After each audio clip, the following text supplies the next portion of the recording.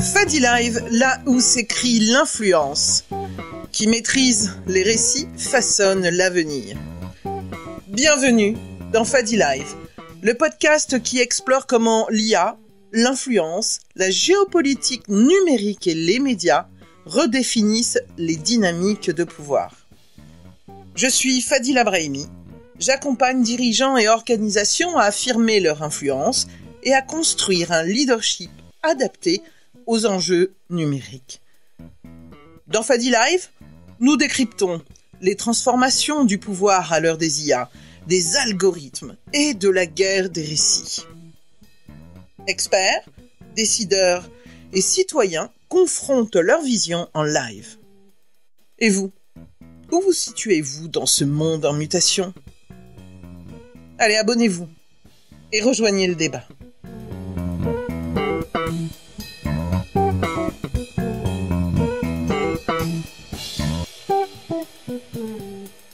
Suite à la pause estivale, toutes les nouveautés que nous avons pu découvrir sur X, parce que si nous étions en pause, X ne l'était pas, et il y a eu énormément de changements, dont le changement majeur, c'est le changement de nom. Et d'ailleurs, il faut s'y habituer. On a l'habitude de dire Twitter, et maintenant, il faut dire X. Et il faut même changer, je dirais, tout son vocabulaire, ce qui n'est pas forcément évident, surtout pour moi qui suis là depuis le mois de mai 2007. Vous imaginez le nombre de fois que j'ai dû utiliser le terme de tweet, retweet, Twitter, tweetos et compagnie. Voilà, donc un changement de nom radical. C'est une décision stratégique. Qui est pas passé inaperçu évidemment, puisque l'idée en fait d'Elon Musk, on va en parler un petit peu tout à l'heure, mais c'est de faire de l'ex-Twitter une plateforme plus universelle, plus accessible, un symbole un peu public également derrière le X, et c'est une transformation majeure, on pourrait dire aussi une transformation, on va dire, radicale. Donc ce changement, il a été lancé par Elon Musk du dimanche, lundi matin. On a vu un nouveau logo, il y a eu un teasing le dimanche soir, et sans que les éléments de langage, de communication, même toute l'identité de marque n'était pas du tout opérée. Alors évidemment, tous les professionnels du marketing et professionnels des plateformes de marque ont dit mais qu'est-ce que c'est que ce histoire ? Mais c'est pas du tout comme ça qu'on procède. L'étape 1, 2, 3, 4. On voit bien qu'Elon Musk, les étapes, ça lui est complètement égal, puisqu'il a changé le nom de Twitter sans avoir fait les autres modifications, et qu'on voit apparaître au fur et à mesure. Donc il y a eu tous ces changements au mois de juillet, puisque c'était le 24 juillet, et donc pour certains, c'était de l'amateurisme. Pour d'autres, au contraire, moi, je le pense un peu. Je crois qu'il a voulu faire un changement brusque, une rupture profonde, parce que justement, il y a une rupture totale, et on va voir ça avec notre invité de ce soir, Jean-Marc Ouvré. Bonsoir, Jean-Marc. Bonsoir à tous. Moi, j'espère qu'avec toi, on va voir un petit peu ce que ça change, les tops, flops, un petit peu à la fois de ce qui est sorti, et puis de ces changements, et vers où on va, parce que je crois qu'on a un petit peu été simpliste en disant là, Twitter veut faire un nouveau WeChat, donc on va regarder un petit peu, parce que il n'y a pas que ça en fait. Donc vous êtes évidemment les bienvenus pour venir intervenir, poser des questions, échanger, donner votre avis. Et pour faire connaissance avec Jean-Marc Ouvré, pourquoi je l'ai invité, parce que c'est un consultant en communication digitale, certes, mais c'est surtout, on va dire, un grand passionné de Elon, mais de ses entreprises. Tu suis, d'ailleurs, tu as une Tesla, d'ailleurs, tu tweets beaucoup là-dessus aussi, donc tu es assez X. Tu es un X fan. Je suis passionné par ce qu'il arrive à faire. Partir d'une idée ou d'une équipe ou des idées d'une équipe et très souvent arriver à un succès collectif. Une des petites nouveautés de X de cet été, c'est notamment la mise en valeur des équipes. On va en parler, c'est les comptes affiliés. Ah ouais, alors ça, tu vois, je l'ai noté. On va rentrer dans les détails des fonctionnalités, mais voilà, moi je voulais savoir d'ailleurs d'où te vient cette passion. Je veux dire, qu'est-ce qui a été s'il y a un phénomène déclencheur. toujours aimé Twitter. Donc moi, c'est juin 2007. J'ai mis du temps à comprendre comment ça fonctionnait. Et voilà, et je l'ai toujours utilisé. Et après, j'en ai poussé l'utilisation dans l'entreprise pour de la communication, pour de l'acquisition client, pour de la notoriété, pour de l'image, pour de la réputation, que ce soit pour des personnes ou pour des entreprises. Et Elon Musk, j'ai connu un peu le personnage à travers la première bio qui avait été faite de lui, et puis surtout par Tesla, puis SpaceX, puis récemment toutes les autres entreprises qu'il a créées et ou rachetées comme Twitter. Donc je me suis intéressé à Tesla. Pendant plein d'années, c'était inabordable. Et puis le déclic se fait en 2016 où il crée une opération de crowdfunding absolument géniale où pour 1000 euros ou 1000 dollars, on réservait une Tesla Model 3 alors qu'elle a été disponible que 3 ans après en France. Et voilà, et toutes ces stratégies me font penser qu'il n'est jamais fou, que tout est bien réfléchi quand même, et qu'il a un talent, c'est de recruter des talents, parce que tout ça, il peut pas le faire tout seul. Et donc, ce soir, je vais mettre les pieds dans le plat. Il a le talent de recruter des talents. Oui.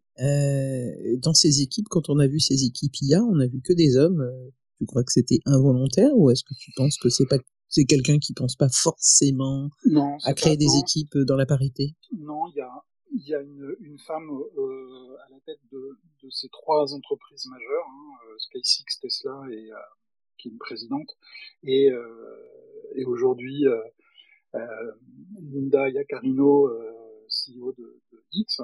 Non, je pense qu'il n'a pas trouvé. Il n'a pas trouvé. Sur l'IA, c'est un domaine où il y a une chasse absolument phénoménale des talents. Là, il y a des rumeurs sur Apple qui a dû bien évidemment lui aussi, eux aussi, débaucher, recruter, trouver, former, etc. Et voilà. Mais par contre, ces entreprises ont une capacité d'attraction des talents, pas obligatoirement de rétention, mais une capacité d'attraction des talents. Il suffit de regarder la partie sur la RH de la journée investisseur de Tesla au mois d'avril ou au mois de juin, je sais plus. C'est impressionnant. Hein. Ils reçoivent des millions et des millions de CV. Ils ont un point commun, les personnes qui sont attirées par Elon. Ils sont attirés en fait par cette folie entre guillemets, je dirais je pense qu'il y a ce visionnaire. Il y a la même chose chez Apple, c'est-à-dire que c'est des entreprises très exigeantes avec la culture du secret. Donc les personnes qui y travaillent ne peuvent pas obligatoirement parler à tout le monde de ce sur quoi elles travaillent. Et c'est typique de la Silicon Valley. Elles sont d'ailleurs concurrentes. Il y a même eu à un moment des accords pour arrêter de se débaucher les personnes entre Apple et Tesla ou SpaceX. C'est des gens qui se connaissent et souvent qui ont des parcours très proches, qui sont passés d'une entreprise à une autre. Donc non, je pense pas qu'il y ait un profil type. Ils sont là aussi pour se réaliser, pour éventuellement se dépasser en connaissance de cause. Puis il y a des gens et participer à quelque part un rêve fou, enfin j'arrête pas d'utiliser le terme fou d'ailleurs et folie, mais je dirais messianique, avec cette vision messianique qu'il a. Non, je pense qu'ils ont après, un peu quelqu'un qui travaille sur une chaîne à la peinture, enfin je dis une bêtise, mais voilà, ils sont plus de 130 000 chez Tesla, je sais pas combien ils sont, ils doivent être des milliers chez SpaceX et chez Twitter. Il n'y a pas, enfin voilà, entre une personne qui travaille sur du code chez X ou chez Tesla et SpaceX et puis quelqu'un qui est à la chaîne, ils sont pas obligatoirement à se demander qu'est-ce que pense Elon sur tel ou tel sujet sociétal. C'est plus est-ce que nos voitures se vendent bien, est-ce que notre prochaine fusée elle va embarquer encore plus de satellites ou plus d'humains et voilà, c'est et pour X, moi je salue les personnes que je connais qui y sont encore, donc c'est l'équipe France, et contrairement à ce que disent certains journalistes, il y a encore une équipe France, il y a encore des annonceurs en France, il y a encore beaucoup d'utilisateurs, il y a de la modération, etc. Et Ouais, mais ils communiquent plus en revanche, parce qu'avant, ne serait-ce que leur compte, il était animé, les comptes sont actifs. Les comptes sont actifs. Il est silencieux. Non, ils publient régulièrement. Là, j'ai vu qu'il y avait X Marketing France qui poste sur la Coupe du Monde de rugby qui commence demain, qui va être un événement mondial et qui se déroule en France. Donc bien évidemment, il y a des annonceurs. Il y avait Adidas aujourd'hui. Demain, il y aura très probablement un autre annonceur. Voilà, il faut s'en occuper.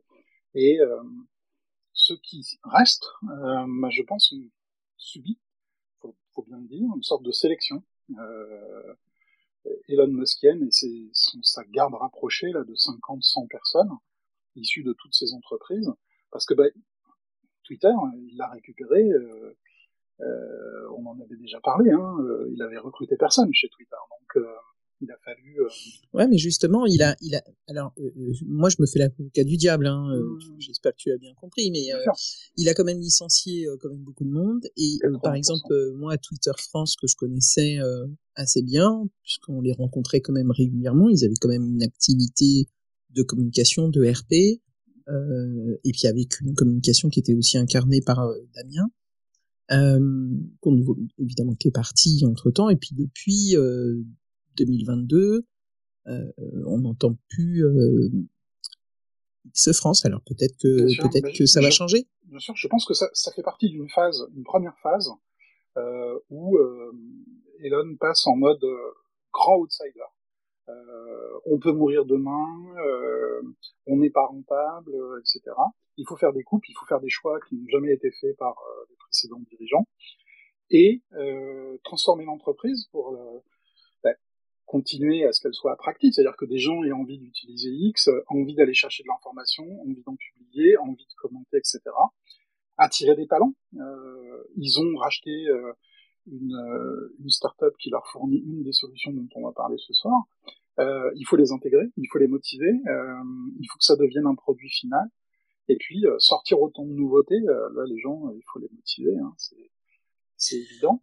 Il faut avouer quand même que moi qui suis utilisatrice de cette plateforme et qui était ma plateforme préférée et qui l'est toujours, je pense, parce que c'est celle que je consulte et qui est tout le temps ouverte.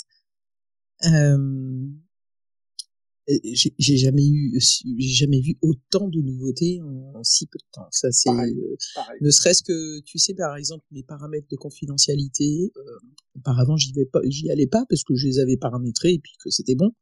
Et là maintenant j'y vais parce que je vois des nouvelles choses en fait apparaître. Alors on va rentrer bientôt dans les détails, etc. Je voudrais rester un petit peu sur ce X, et je voudrais te demander aussi aujourd'hui comment tu perçois le capital sympathie de X, parce que j'entends beaucoup. Alors évidemment, moi je suis beaucoup d'anciens, et surtout des pionniers de Twitter qui sont extrêmement agacés, qui évidemment probablement par une forme de nostalgie, puis par le fait aussi que les changements s'effectuent un petit peu du jour au lendemain, sans préannonce, etc. et tout ça, puis que ça met du temps en fait à se comment dire, on a du mal un petit peu à comprendre où il va. J'ai l'impression quand même que même si avant on critiquait un petit peu Twitter sur sa radicalisation, parce qu'il y a une forme d'agressivité par les utilisateurs, par l'immédiateté également, et très proche de l'information, il y avait quand même quelque chose que les gens appréciaient, c'était finalement, c'est vrai, l'info, si tu voulais avoir les news du moment, c'était là, quoi. Il y a eu, je vais pas faire tout l'historique, mais il y a eu beaucoup de choses qui se sont passées dans le monde, qui se sont d'abord, on va dire, ont été d'abord propagées sur Twitter avant d'être propagées sur les médias classiques. Et puis on aimait aussi cette forme de concision. Alors la concision, boum, elle a sauté un petit peu avec le premium. Comment tu sens en fait aujourd'hui le capital sympathie de X, là où on dit, je vais encore répéter, que beaucoup d'annonceurs sont partis, des leaders d'opinion sont partis, mais depuis son arrivée, en même temps, on dit que le nombre d'utilisateurs explose. L'usage explose par rapport effectivement à un Twitter qui n'avait pas beaucoup évolué, qui sortait un truc, je sais pas, peut-être tous les ans ou tous les 2 ans, ne corrigeait pas certains bugs et avait des flous sur certaines politiques, certaines actions. Euh, et le capital sympathie, je pense, il est ébréché par la personnalité d'Elon Musk. Ce qu'il fait également sur ses posts, hein, ou ses likes, ou ses retweets, enfin voilà. Euh, bon, j'aime pas du tout cette expression, mais il faut séparer l'artiste de l'entrepreneur, mais ou le politique, je sais pas, ou sa façon de penser. Enfin, là, c'est un Parce peu que compliqué de les séparer quand même. non, mais bon, enfin, entre Pour guillemets, le moment. oui, mais quand, enfin, ces voitures ces fusées n'ont aucun rapport. Là, c'est un autre truc, effectivement, il y a des news, et puis surtout, on peut les commenter. Et donc c'est un média qui s'est constitué en 15-20 ans, et il en a pris la direction. Mais à part des mouvements brusques, effectivement, et des nouveautés qui sortent sans annonce, etc. Moi, ce que je vois, c'est que l'entreprise, grâce à lui, elle s'est libérée de ce mouvement où plus rien ne sortait. Ça va peut-être mourir, ça va bugger, etc.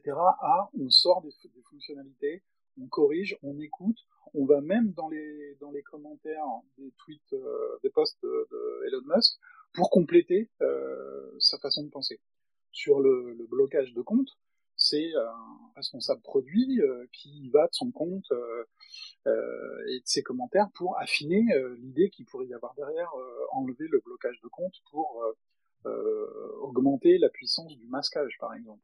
Moi, j'ai coutume, en rigolant, de dire que justement qu'il était en learn and test en permanence. Il est en et de manière transparente. Et de manière transparente. Oui, oui, absolument. C'est assez impressionnant. Mais il faut savoir que à part les fusées, hein, c'est quelqu'un qui utilise ses produits, qui les connaît sur le bout des doigts.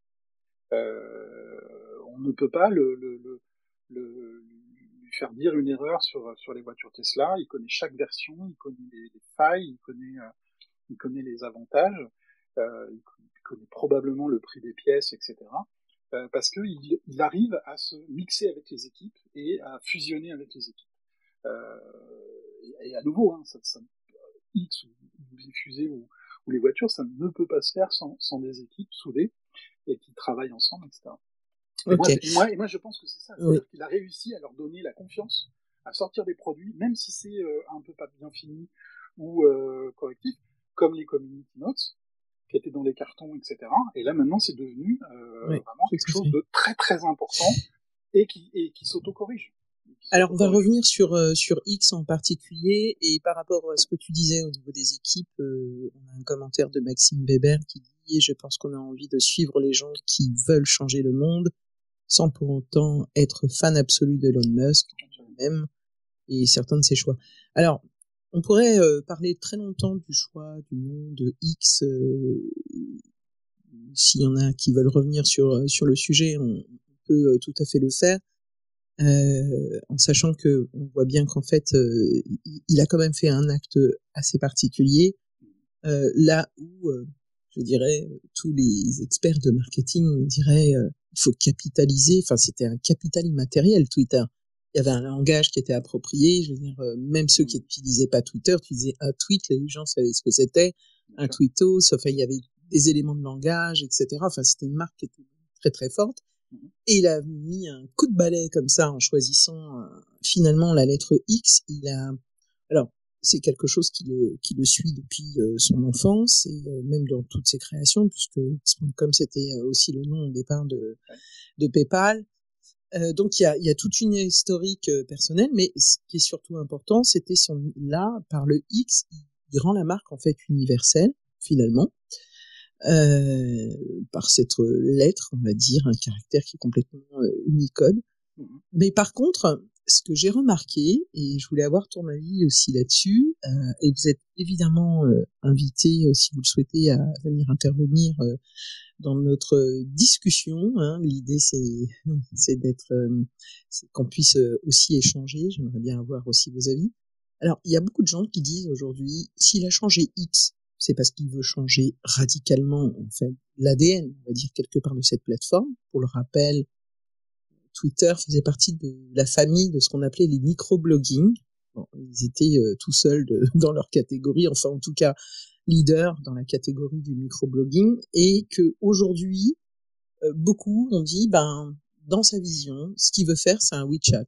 Et en même temps, quand j'entends certaines nouveautés qui devraient arriver et qui sont d'ailleurs un petit peu déployées autour de la vidéo, on sent qu'il vient attaquer YouTube ou Twitch. De l'autre côté, il y a une autre application une fonctionnalité dont tu vas nous parler tout à l'heure. On dirait qu'il vient chatouiller un petit peu LinkedIn aussi. Finalement, on va vers où? vers quel type d'application? Enfin, c'est quoi? On va vers quoi? Il l'avait annoncé dès leur achat. Alors, je pense qu'il avait posé parce qu'il avait quand même réuni des investisseurs. Il l'a pas acheté tout seul. Il a réuni de la dette bancaire et des investisseurs. Je crois qu'il y a Larry Ellison, fondateur d'Oracle, qui l'a aidé, etc. Et il avait dit, ce sera une everything app.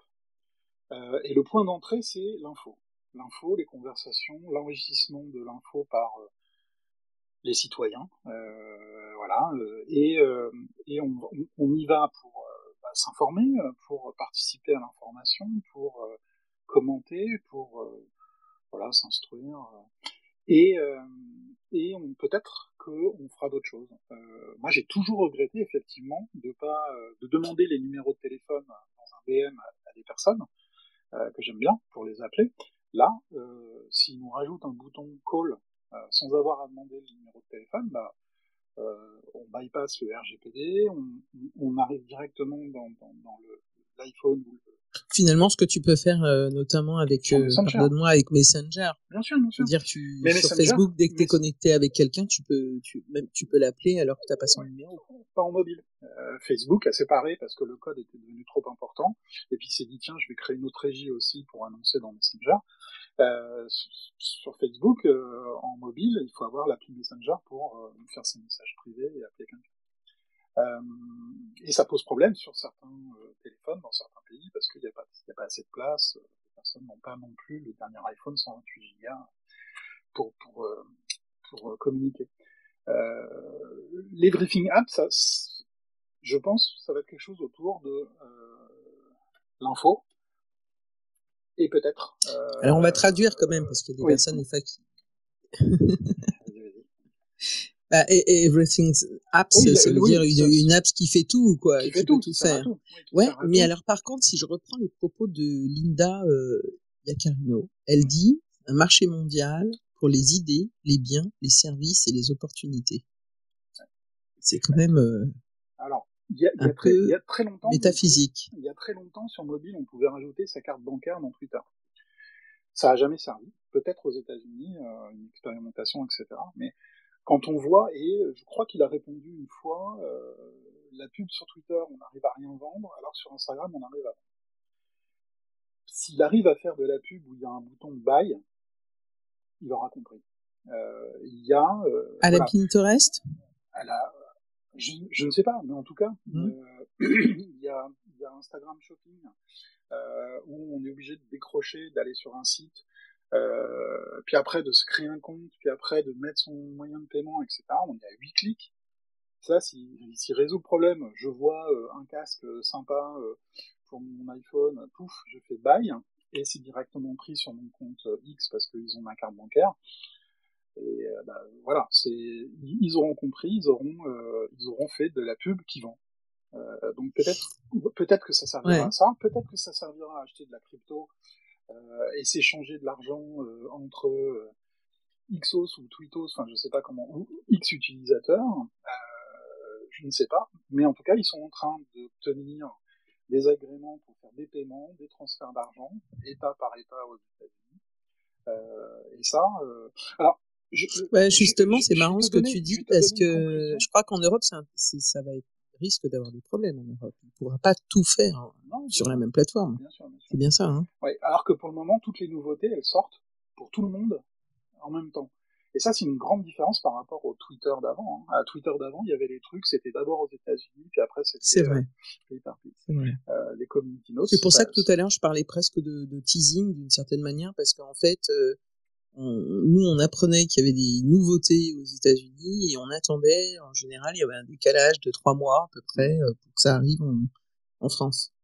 On va parler des nouveautés, mais On y va, ouais. je pense qu'il manque un truc. Ce que fait d'habitude Elon Musk, c'est il écrit et il publie un master plan.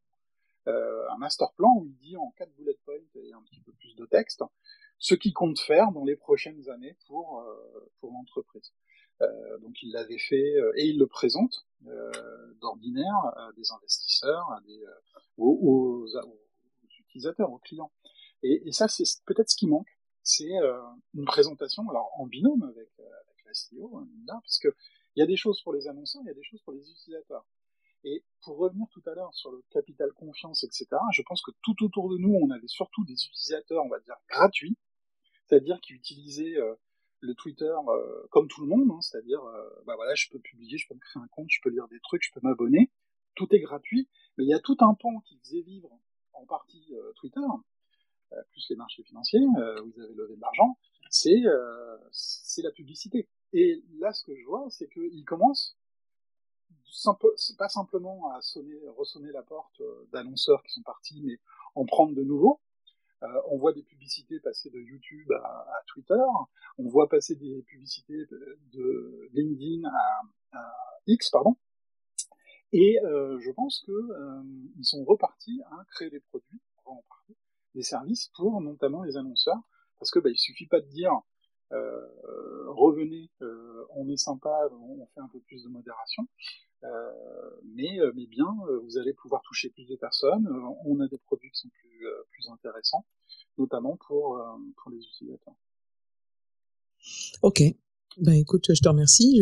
Je salue en fait aussi toutes celles et ceux qui viennent de nous rejoindre et je voulais aussi vous dire que c'est une conversation auquel vous pouvez parfaitement participer et profiter justement de poser pas mal de questions à Jean-Marc. Alors on va en tout cas t'as pas forcément répondu sur le fait est-ce que c'est un futur WeChat ou est-ce que c'est un futur LinkedIn ou un futur Twitch. Je pense qu'aujourd'hui t'as pas forcément tout parce En que tout cas, il est en train de il va faire sortir X de la niche dans laquelle était Twitter. tout Parce à que fait. ça tournait autour de 250 000 Ça c'est utilisateurs l'élément actifs. majeur. Et je pense qu'il vise des millions, enfin des milliards d'utilisateurs plutôt que quelques millions supplémentaires. Et pour ça, effectivement, il doit changer de braquet. Et je pense que le changement de nom avec quelque chose d'aussi simple que X, un logo fait avec une seule lettre, etc., c'est pour dire, en fait, il y a plein d'autres choses dedans. On tourne la page et on va dérouler. Mais bon, tout peut se planter. Si ça décolle pas, ça décolle pas. On verra bien. Mais En tout cas, ceux qui ont voulu le concurrencer, notamment Slide, ils n'ont pas réussi. Hein. Ça a été un bel échec. On l'avait d'ailleurs supposé tous les deux. Et moi, j'utilise Blue Sky depuis quelques temps.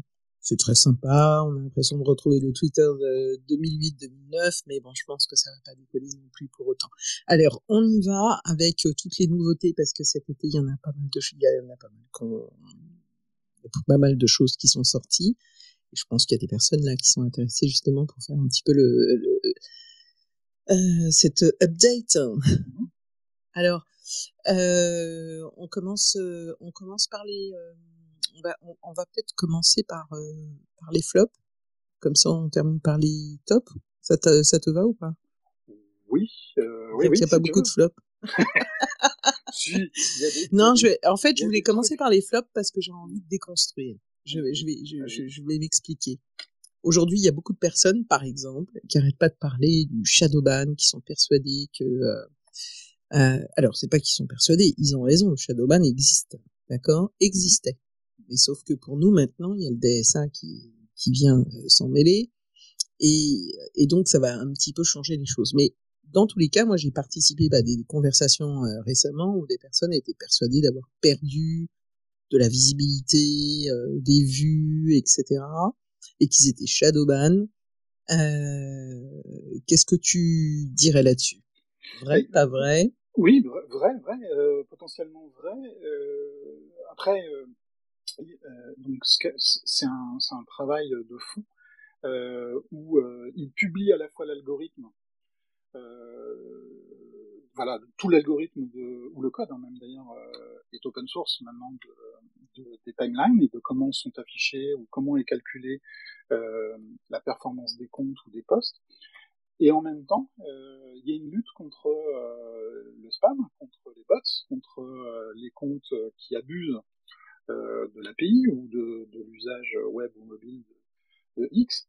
Et donc, les gens voient des fois moins de portée, de reach, donc de vue à leur poste. Bah, c'est parce que aussi ils ont des abonnés qui ne sont pas des vrais comptes, qui du coup sont moins bien calculés dans ce que permet l'algorithme. Et il y a de plus en plus d'utilisateurs qui savent bien utiliser X.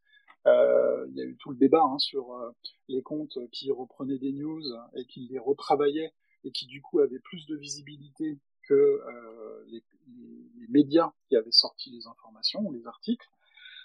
Voilà, il y a les articles qui sont partagés avec des URL versus des articles qui sont publiés nativement sur la plateforme. Tous les réseaux préfèrent des posts qui n'ont pas d'URL parce que sinon ça va faire sortir du réseau. Donc je pense qu'on va en savoir plus très précisément lorsque le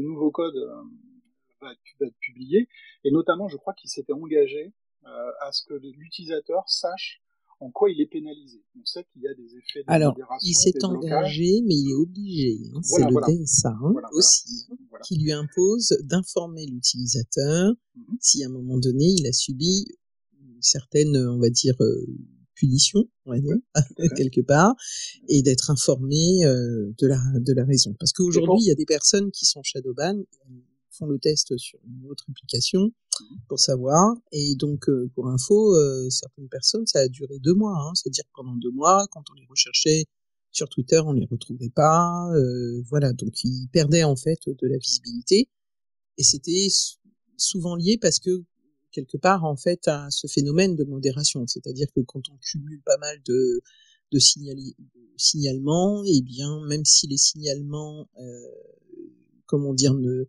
n'aboutissent pas, on va dire, quelque part à votre bannissement, ça impliquait en fait une certaine punition dans la visibilité. Mais je vais te dire, j'ai été victime du truc. En fait, j'avais reçu une fois un signalement, enfin c'est un tweet il y a 4 ans.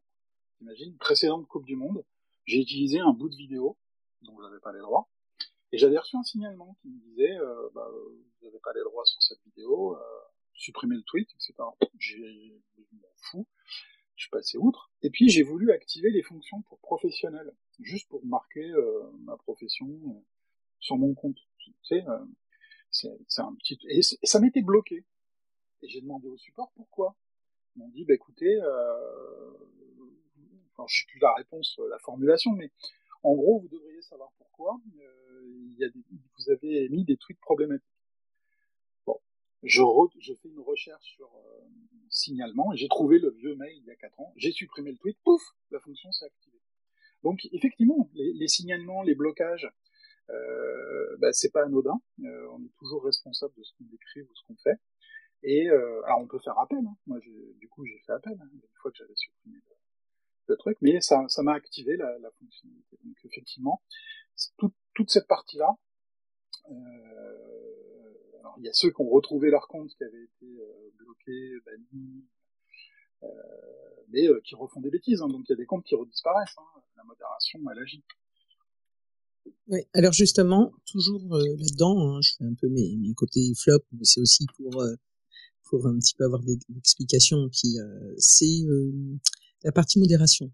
Beaucoup de personnes ont cette impression aujourd'hui que c'est pas finalement si modéré. C'est vrai que moi, tu m'as vu aussi parfois rouspéter parce que quand je tweetais, j'avais énormément de tweet bots surtout des pros russes. J'étais beaucoup attaquée par ça. Et alors, j'ai remarqué que maintenant, si je suis un petit peu patiente, quelques secondes après, ils disparaissent. Alors, ils disparaissent, façon de parler. C'est-à-dire qu'en fait, ils apparaissent. J'ai des commentaires sur, par exemple, sur une tweet, mais on les voit pas parce qu'ils ont été, on va dire, masqués. Tout à fait. Mais on voit le nombre de commentaires, en revanche. Oui. Alors, ça rappelle, ça, je crois que je te l'avais dit, moi, ça me rappelait ce que faisait Facebook à une époque sur les commentaires. Alors, je sais pas s'ils le font toujours. Ils masquaient automatiquement en fonction de mots-clés, bien sûr, et c'était pas les pages qui programmaient ce masquage automatique, mais c'était vraiment un filtre, on va dire, de qualité dans les commentaires de Facebook. Et je pense que X a adopté ce principe-là, c'est-à-dire il pénalise la visibilité du post, donc en masquant automatiquement le post. Et c'est d'ailleurs, je crois, dans les propos de Linda et de Elon, c'est on ne bloque pas, on ne suspend pas, mais on supprime le reach. Euh, et c'est du bon sens, parce que très souvent, je pense que tu l'as vécu, c'était des commentaires qui n'avaient rien à voir avec ton poste d'origine. Tu parlais, Strictement rien à voir. je sais pas, tu parlais de Renault et ça parlait de l'Ukraine et la Russie. Exactement. Voilà. Et absolument aucun rapport entre les deux. Donc effectivement, ils ont amélioré ça. Moi, je ne vois plus du tout de sollicitation en message privé. Donc ça, je pense que le fait d'avoir restreint les comptes à un nombre de messages privés, alors les comptes gratuits, donc qui ne payent pas premium, eh bien les bots du coup ne vont pas prendre des abonnements pour te spammer en message privé et du coup peuvent moins utiliser leur fonctionnalité, leur quota. Alors, il y a Et en plus, je pense qu'ils se sont aussi attaqués du problème, c'est-à-dire les IP ou les routes et les zones dans lesquelles étaient ces bots. ouais. Par contre, ce que j'ai compris, tu vas me dire si j'ai bien compris, hein, en écoutant Fabrice Pelboin l'autre fois quand il faisait son mois de juin, je crois qu'il a fait un Spaces sur Twitter, il disait aussi qu'il y avait en fait, un effet qui nous a un petit peu troublé, c'est que comme lui, il a découvert par ce qu'on appelle le dossier Twitter Files, qui permettait de voir comment l'ancien Twitter en fait modérait en fait la plateforme et qu'il avait donc détecté qu'il y avait un certain nombre de filtres qui finalement violaient le premier amendement de la Constitution américaine, donc c'est-à-dire il a débloquer quelque part l'ancienne règle pour mettre en fait une nouvelle règle. Et de ce fait, on s'est retrouvé avec plus de comptes finalement qui spammaient et le temps qu'ils mettent en fait en place, il l'a fait relativement vite, de nouvelles règles, on va dire, dites de modération. On a eu cet effet où on avait l'impression, en fin de compte, que finalement il n'y avait pas de modération parce qu'on s'est retrouvé avec plus de spam. Ouais, c'est un peu ça, non? Oui, je sais pas si j'ai bien compris. Je pense qu'en fait, genre j'avais lu les premiers articles sur les Twitter Files. Donc les Twitter Files, ce sont des emails qui ont été transmis à des journalistes indépendants pour qu'ils soient analysés et qu'il y a eu des articles donc, qui ont été créés, qui ont été écrits par des journalistes sur ces échanges. Et il y avait notamment des demandes des deux bords des gouvernements, pardon, des deux bords politiques aux États-Unis qui demandaient des suppressions de sujets, voire des bannissements ou des shadow banning de comptes et de personnalités. Je pense qu'en fait, dans tous les bannissements, dans tous les blocages qu'il y a eu depuis la création de Twitter, c'était pas documenté. Et je pense qu'il a voulu faire un reset et se dire, maintenant on repart d'une feuille blanche et on saura expliquer tout bannissement, tout blocage, tout shadow banning, etc. Et ce sera d'une certaine manière aussi l'enrichissement de nos algorithmes. Et donc, à un moment, il faut commencer. Donc, il a commencé par le reset. Il a réouvert tout le monde. Donc ça, c'est une horreur. C'est là où le capital sympathie a été détruit, jusqu'à Trump, effectivement. Mais en même temps, il expliquait qu'il ne pouvait pas être la justice. On ne pouvait pas demander à Twitter et aujourd'hui X de représenter la justice de chaque État. Quand on fait un signalement, en fait, il faut se mettre à la place de celui qui doit modérer en face. Sur quel texte il va se baser? Est-ce que c'est la charte d'utilisation ou est-ce que c'est une loi locale? Et là, je crois qu'ils sont passés sous le mode les lois locales, plus les demandes gouvernementales, donc de justice locale. Et je crois que maintenant ils ont une interface, donc c'est plus du tout des emails envoyés à un tel ou un tel pour court-circuiter des circuits. Il y a un circuit et il y a même, je crois, le système pour le DSA, donc pour les demandes spécifiques relevant du DSA. Alors, dernier point que je vais mettre dans les flops, mais c'est pas véritablement un flop, mais c'est parce que ça a généré en fait une forme de frustration, c'est la partie monétisation.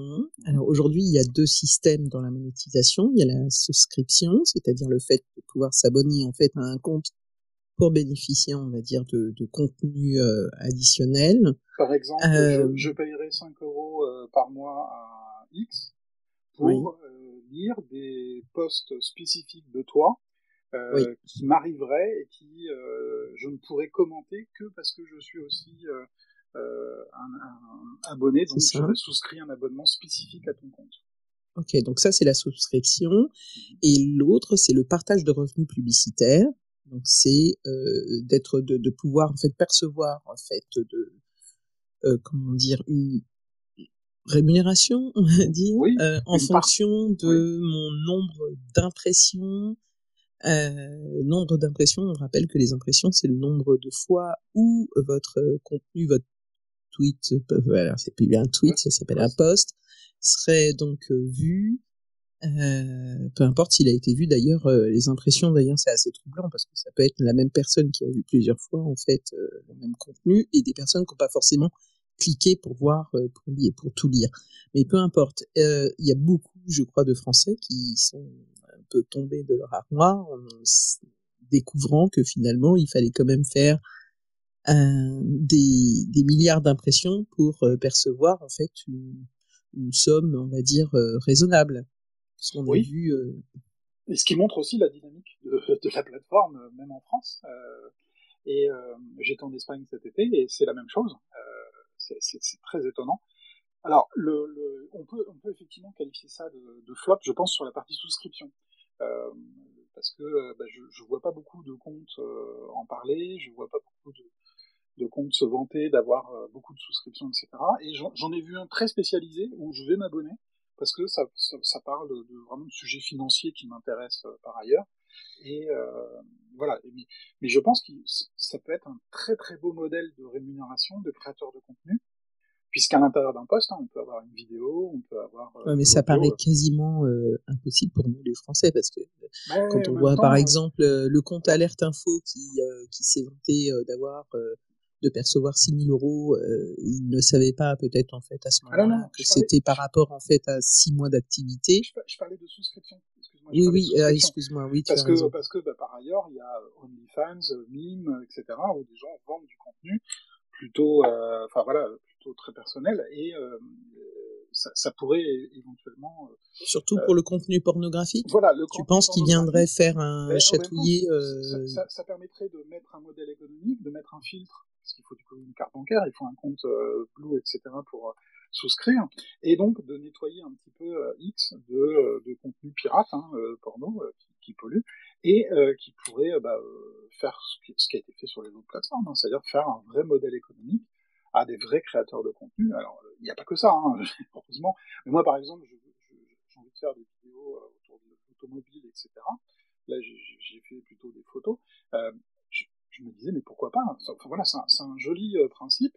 Mais tu es d'accord avec moi que c'est un changement quand même assez radical parce que tous les utilisateurs de Twitter, d'accord, que je fais exprès de dire Twitter et pas X, ont été habitués finalement à recevoir du contenu gratuit. Oui, mais en fait, c'était la plateforme où tu avais tout gratuit.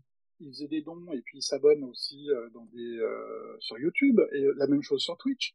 Tout à fait. Donc en fait, voilà, je pense que c'est un top flop. Je pense que c'est top, mais pour le moment ça fait un flop jusqu'à ce que les gens. Ça fait flop. Voilà. Et en tout cas en France ça fait flop. J'ai pas vu moi de gens avec ça. Voilà. Et alors le ads revenu sharing, alors donc pour ceux qui n'ont pas suivi, il faut, alors maintenant ça a été baissé, il faut 5 millions d'impressions par mois pour accéder au programme. Donc 15 millions sur 3 mois, c'est beaucoup. Moi, j'arrive pas, par exemple. Hein. Je sais pas pour toi, Fadila, mais Il faut quoi? moi, Faut avoir des millions de followers quand même, et faut voilà, il être faut. honnête. Non, oui, non, je pense que, enfin, Hein, j'ai vu des personnes avec 40 000, 50 000 followers. gagner Euh, quoi? 50 euros, 100 euros? voilà, exactement. Oui, Alors voilà. le principe, c'est un partage des revenus sur vos tweets, c'est-à-dire les posts génèrent des vues, mais surtout ils génèrent des commentaires. Et en fait, c'est les revenus de la publicité, non pas de global de, de X, mais de ce qu'on générait comme commentaires, donc de vues et le nombre de vidéos de publicités qui ont été vues dans vos commentaires. Hein, plus il y a de commentaires, plus il va y avoir de publicité en scrollant, et donc plus les personnes vont être exposées à des publicités. Donc, c'est pas tout le revenu publicitaire de X qui est partagé. C'est vraiment les revenus publicitaires générés par les utilisateurs. Donc, effectivement, les gens déchantent, parce que c'est moins que YouTube, c'est moins qu'un Twitch partner, mais sur cette plateforme, ceux qui ont beaucoup de followers vont avoir un revenu complémentaire parce ils avaient des contenus qui génèrent des interactions. Peut-être que il y aura d'autres modèles à ça. Celui qui fait une vidéo très longue et pas beaucoup de commentaires, peut-être qu'il aura du pré-roll, peut-être qu'il aura du mid-roll, peut-être qu'il aura une vidéo publicitaire à la fin de sa vidéo, puisque maintenant il y a l'enchaînement des vidéos. Hein. Quand on clique sur une vidéo et qu'on swipe, il y a d'autres vidéos. Donc je pense À la qu'on est au TikTok. début, voilà, à la TikTok ou à la Instagram. Je pense qu'on en est au début. Et en tout cas, ça gratouille. Ça gratouille, je pense, ceux qui n'ont pas ce modèle-là de partage de revenus publicitaires. Et ceux qui l'ont, je pense que YouTube a regardé. Alors là, ils sont en train de revoir les shorts sur YouTube parce que ils sont peut-être allés un petit peu trop loin et ils vont revenir. Mais moi, ce que je vois aussi, c'est que les publicités, on en voit beaucoup, donc il y a une activité, et effectivement, on voit de plus en plus de commentaires sur les articles, sur les posts, etc., sur les vidéos, et voilà, il y a un dynamisme qui est revenu sur la plateforme qu'on n'avait pas vu depuis longtemps. Ça, je suis entièrement d'accord avec toi. Alors bon, j'ai voulu commencer par les flops. J'ai d'autres flops, moi. Vas-y, c'est quoi? Eh ben, c'est que, alors ils ont créé X Pro, donc c'est l'ancien TweetDeck. Enfin, c'était le TweetDeck oui, d'avant. Voilà. Alors, sauf que maintenant, il est accessible uniquement au premium, alors qu'au départ, il était accessible à tous. Alors, une petite astuce pour ceux qui travaillent à plusieurs avec un compte qui est X Premium, il suffit de créer une équipe X Pro, anciennement équipe TweetDeck, et à partir de là, tout le monde a accès à X Pro. Alors, je fais juste une incise pour ceux qui connaissent pas TweetDeck, qui s'appelle X Pro maintenant. C'est un tableau de bord. C'est hyper pratique si vous êtes vraiment utilisateur de X, parce que ça vous permet de pouvoir de suivre, par exemple, vous faites des listes sur X et vous créez des colonnes où vous intégrez en fait les listes. Donc une liste, une colonne. Vous pouvez aussi suivre des hashtags ou des mots clés en particulier. Ou des recherches pour faire la veille, c'est vraiment formidable. C'est très professionnel. Ouais. Donc en fait, ta petite astuce, c'est qu'une personne soit premium, crée en fait quand elle une équipe. Ouais. Et à partir de là, mais c'est quand par exemple plusieurs personnes travaillent sur un compte d'un média. Ouais, c'est très bien ça. Et surtout, ça améliore la sécurité du compte. Il n'y a plus besoin de se partager le mot de passe. Oui, c'est ça qui est intéressant aussi, c'est qu'on n'a pas besoin de donner le mot de passe du compte. Pour ceux qui font de la publicité, par exemple, c'était le retour de Media Studio qui permet de créer des posts comme des carousels avec plusieurs vidéos dans un post. Sauf que petit bug ou je sais pas, petit oubli, on peut pas faire des posts longs dans Media Studio. Donc si on veut publier une très belle vidéo et un carrousel et un post long, on peut pas. Voilà. Donc, on peut tricher, mais on ne peut pas. Ah ok, d'accord. Voilà, oui. Encore un autre flop? On passe après au top et aux prévisions. Je sais. Il y avait Moi, j'en ai un. petits bugs qui est sur les entre tweets longs. deux. Les petits bugs sur Comment? les petits bugs qu'on a vécu sur les tweets longs avec les enrichissements graphiques et le Ouais, mais positionnement là, des ça a l'air images. d'être un peu résolu, j'ai l'impression. Voilà. Non, ce qui est, moi, dans les flops, je te mettrais un peu l'instabilité quand même de la plateforme parce que, tu vois, par exemple, auparavant, quand j'envoyais un DM, je voyais tout de suite apparaître, en fait, les personnes avec lesquelles j'avais interagi en dernier et que maintenant je suis obligée d'aller rechercher parce qu'il me fait remonter je ne sais pas quoi. Enfin, donc il y a un peu d'instabilité quand même sur la plateforme, je trouve. Alors, je Et on le crois voit. qu'ils y travaillent, et notamment, j'ai vu passer qu'on pourrait faire des DM de groupe jusqu'à 200 personnes.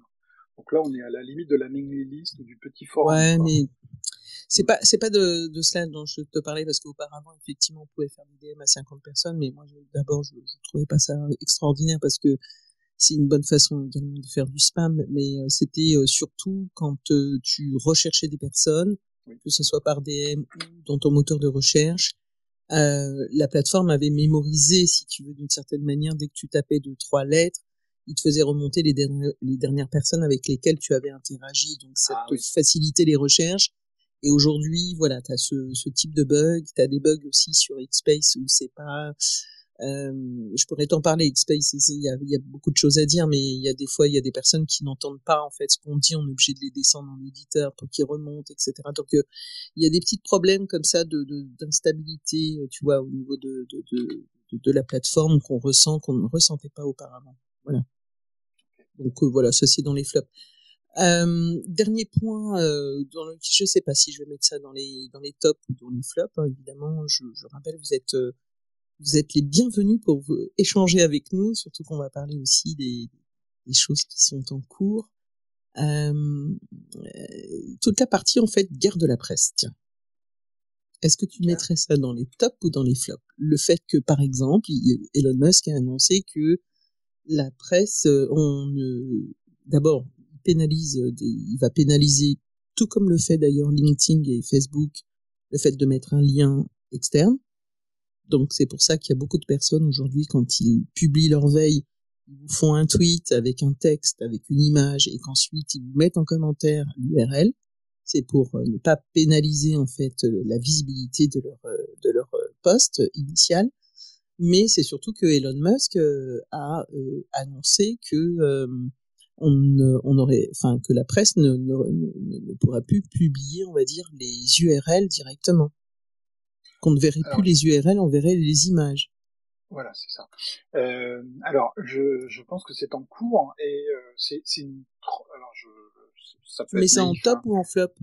Non, je sais pas, Mais en fait, c'est aussi de dire à la presse, vous faites n'importe quoi avec la plateforme depuis des années. Moi, je suis effaré de voir le compte, par exemple, Le Monde, je prends au hasard, hein, mais qui a très probablement des millions et des millions de followers, faire 20 000, 40 000 vues sur chaque post. Ça veut dire qu'ils ont tué le lien qu'il y avait entre leurs millions de followers et leur contenu. Tout simplement parce qu'ils l'ont robotisé.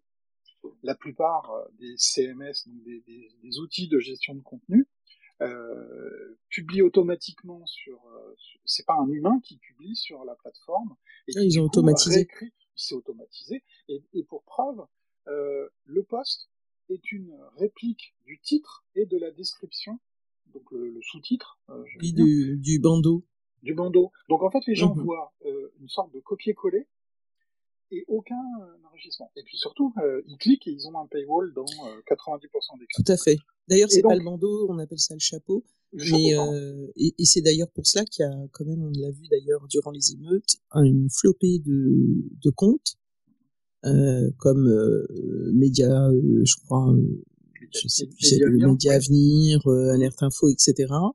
qui finalement ont fait un espèce de mix entre ce que fait, je dirais, le bandeau qu'on peut voir sur BFM et CNews, c'est-à-dire que en fait ils publient l'image avec juste le titre, on va dire attractif, hein, et in fine ils font finalement plus d'engagement, c'est-à-dire de retweets et de j'aime et de partage que les comptes officiels en fait des médias.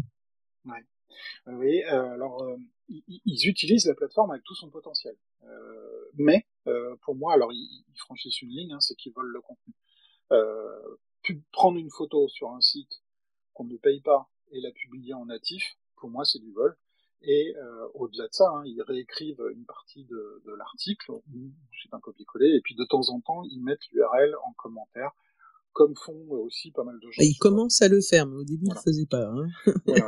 Et certains ne le font peut-être plus d'ailleurs parce que c'est peut-être aussi pénalisant. Donc je pense que c'est les vrais ayants droit du contenu, c'est-à-dire les journalistes qui devraient parler avec ces comptes, parce qu'ils sont devenus probablement d'ailleurs des petites sociétés ou des indépendants. Mais parce que ça se fait pas de reprendre un contenu comme ça. Quand Le Monde publie une photo, soit il y a un photojournaliste qui a fait la photo, soit ça a été mis dans une base d'images type AFP, etc. et les gens l'ont acheté. Voilà, on ne reprend pas. C'est pas à X à faire cette police, parce qu'ils d'abord ils ne le savent pas, et surtout quand c'est réécrit.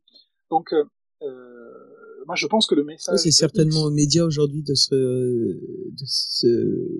s'interroger, hein, et de faire leur mutation. Se saisir du sujet, peut-être remettre de l'humain pour écrire, remettre des emojis, remettre du gras là où il en faut, etc. Travailler les images. Les youtubeurs l'ont compris il y a 10 ans, hein, quand ils ont commencé à faire des miniatures personnalisées, à les changer plusieurs fois dans la journée pour remonter dans les tendances, etc. C'est vrai.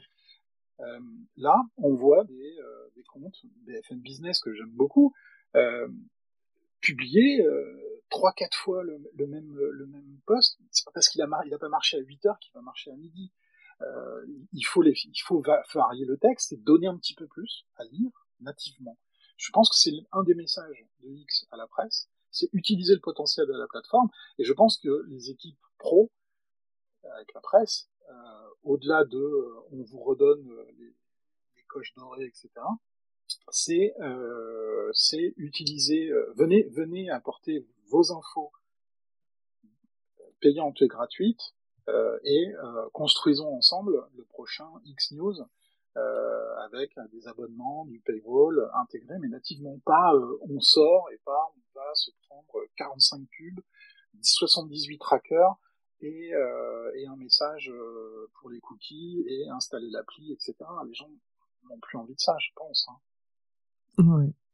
Alors, dans les tops, je sais que t'as ta liste, hein, t'as vu, je te booste aussi un petit peu. Ouais. Moi, j'ai envie de mettre dans le numéro 1 top, là, aujourd'hui, c'est les community notes. Alors, surtout que toi, tu y participes.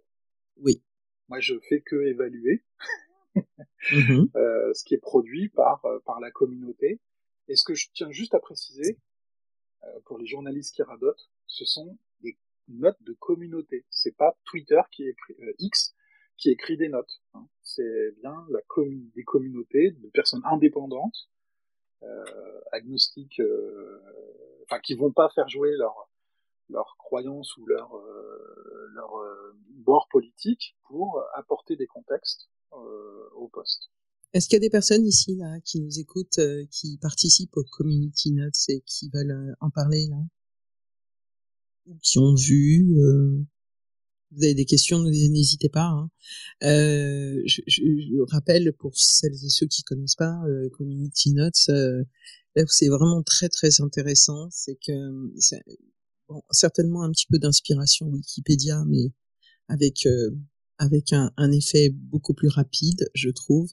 Nous, dans la communauté française, je pense que ça fait très très peu de temps qu'on a un peu la main, parce que en fait, c'est un système qui permet de pouvoir ajouter une information à la suite d'un tweet pour lui donner en fait parfois un contexte, parfois pour faire du fact-checking. C'est pas toujours pour dire c'est de la désinformation, mais des fois pour apporter un peu plus de contexte. Et donc quand on contribue en fait aux community notes, d'abord il faut s'inscrire.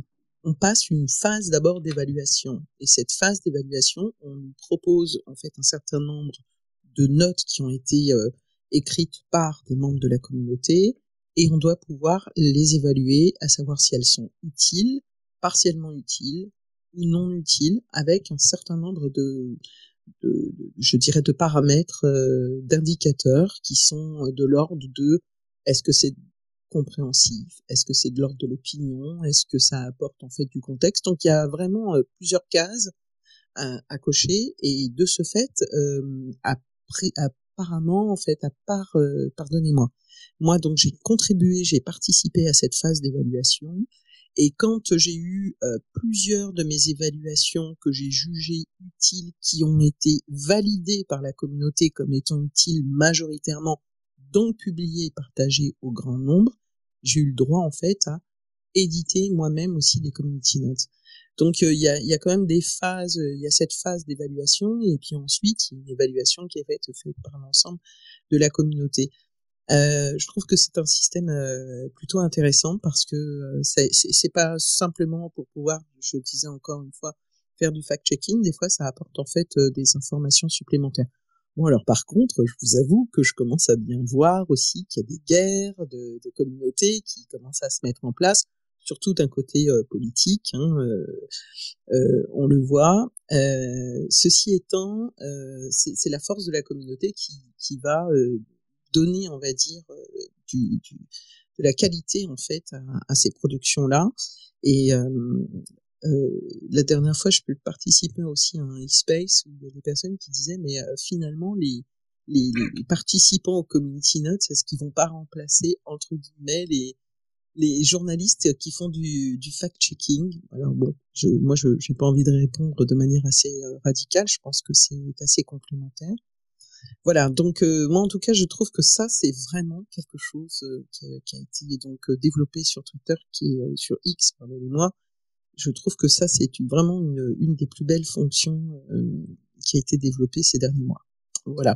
Et pourquoi ça fait partie je voulais vous en parler alors que c'est pas une nouveauté de cet été, c'est parce que c'est cet été où la communauté française était suffisamment nombreuse pour pouvoir valider plusieurs contributeurs. Parce qu'auparavant, moi, quand j'évaluais, je devais évaluer beaucoup de choses qui étaient en anglais et qui se passaient pas en France, et donc j'avais pas grand chose à dire. Ah oui, Mais je me sentais un peu, comment? pas évident. Oui, voilà. Oui, changer de Et donc, culture. c'est ça. Donc là, je pense qu'on est suffisamment en France là pour que la machine commence à se mettre vraiment en route de manière profitable pour tous. Voilà, donc Et il y a un compte pour les community notes les plus, enfin, qui republie régulièrement les tweets sur lesquels il y a eu des notes de communauté valides ou qui évoluent d'ailleurs, puisque l'algorithme permet de réévaluer une note publiée et de rajouter de nouveaux contextes, voire de l'éditer a posteriori si une source ou une information est mal jugée, par exemple. en tout cas, moi, je vous invite fortement à y participer. Si vous n'avez pas envie d'éditer parce que vous n'avez pas le temps, mais au moins de participer à cette partie évaluation de utile ou inutile, vous verrez aussi que même le questionnement est très intéressant. Intellectuellement, honnêtement, c'est plutôt bien de pouvoir se détacher en fait d'une information et de voir effectivement sans a priori d'être en capacité de pouvoir évaluer si c'est utile ou utile. Et plus on sera nombreux en France, et je le sais aussi. Bon. Alors dans les tops, qu'est-ce que tu as d'autre? Mais Vas-y. je vais enrichir parce que Vas-y. j'ai vu, alors je t'avais fait passer que les images pouvaient maintenant être enfin notées par la Ah communauté. oui, ça c'est super important. Ouais, vas-y. Et quand c'est le cas, si une image est réutilisée, par exemple par les comptes qu'on a cités, eh bien la note va se rajouter automatiquement sur les autres tweets qui utilisent l'image. Et ils viennent de publier, je crois, aujourd'hui, que ça va être le cas également sur les vidéos. Et donc, on a en mémoire ces vidéos ultra-violentes des émeutes de juillet, de début juillet, et potentiellement, il pourrait y avoir non pas des bannissements, mais des remises en contexte, des vérifications. Est-ce que ça parle, est-ce que ce sont vraiment les lieux en question, voire des indications comme quoi, voilà, il ne faut pas reproduire ces. Est-ce qu'on peut être un peu plus explicite sur cette idée, parce que je pense que ça va être super important, notamment avec les images qui vont être générées par Oui, bien les sûr. IA génératives. Je pense qu'ils tiennent quelque chose de fondamental, qui est est-ce qu'on peut arrêter la propagation d'un contenu qui est vraiment négatif, qui est néfaste à la communauté. Donc, je pense que la première étape, c'est déjà de rajouter un contexte. Alors très souvent, on voit des vidéos qui sont détournées, qui n'ont pas été tournées dans le lieu, comme on dit, pas à la même époque, etc. Et du coup, le contexte est faussé. Déjà, de rajouter sur une image ou une vidéo et que tous les posts aient cette note de communauté qui reprécise le contexte, la réalité, etc., avec une source. Ça, je pense, c'est fondamental dans la vérification de l'information et d'arrêter un incendie avec la propagation des vidéos et des photos. Mais peut-être qu'ils ont aussi, ils vont peut-être avoir aussi la manière. Quand une autorité interdira un contenu à X, bah que peut-être qu'ils activeront le même algorithme pour que toute nouvelle publication du contenu soit automatiquement masquée. Ouais, mais d'autant que ça va être. Je l'ai vu en fait sur une image d'une personne qui avait. Je sais plus, c'était l'image où on avait, je crois, requalifié le titre d'une ministre en disant qu'elle était ministre de la Baya, etc. Enfin bref, et il y avait, voilà, et c'était sous forme un peu, voilà, parce que c'était une image qui était repris de son passage à BFM, le bandeau avait été changé, mais si tu lisais pas ce qu'il y avait dans le bandeau et tout, tu pouvais croire que c'était totalement véridique. Et donc, je trouve que c'est plutôt intéressant effectivement qu'on puisse ajouter des community notes à une image. Voilà. Alors, quoi d'autre dans tes tops? Voilà. Je reviens côté annonceur. Je pense que alors depuis je sais pas 10-15 ans, on a des hashtags. Donc le signe H et un mot-clé. Et là, ils ont sorti les branded features. Donc branded features, c'est on va rajouter quelque chose au lien qui est derrière le hashtag. Alors quand vous cliquez aujourd'hui sur un hashtag, vous atterrissez dans la page de recherche et vous voyez tous les posts les plus interactifs qui utilisent le même hashtag. Et ce qu'ils ont rajouté, c'est avec même certains hashtags où il y a un emoji qui est automatique. Alors ça existait.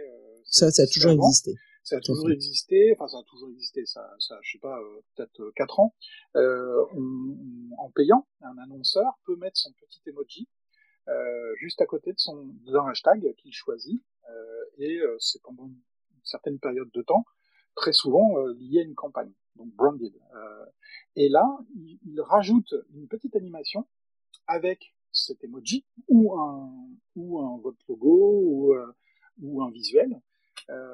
Et je trouve qu'ils ont ouvert une porte à en faire plus que juste afficher des tweets sponsorisés, des posts sponsorisés derrière un hashtag sponsorisé, beaucoup plus que juste le petit emoji qui s'affichait quand même de façon très petite.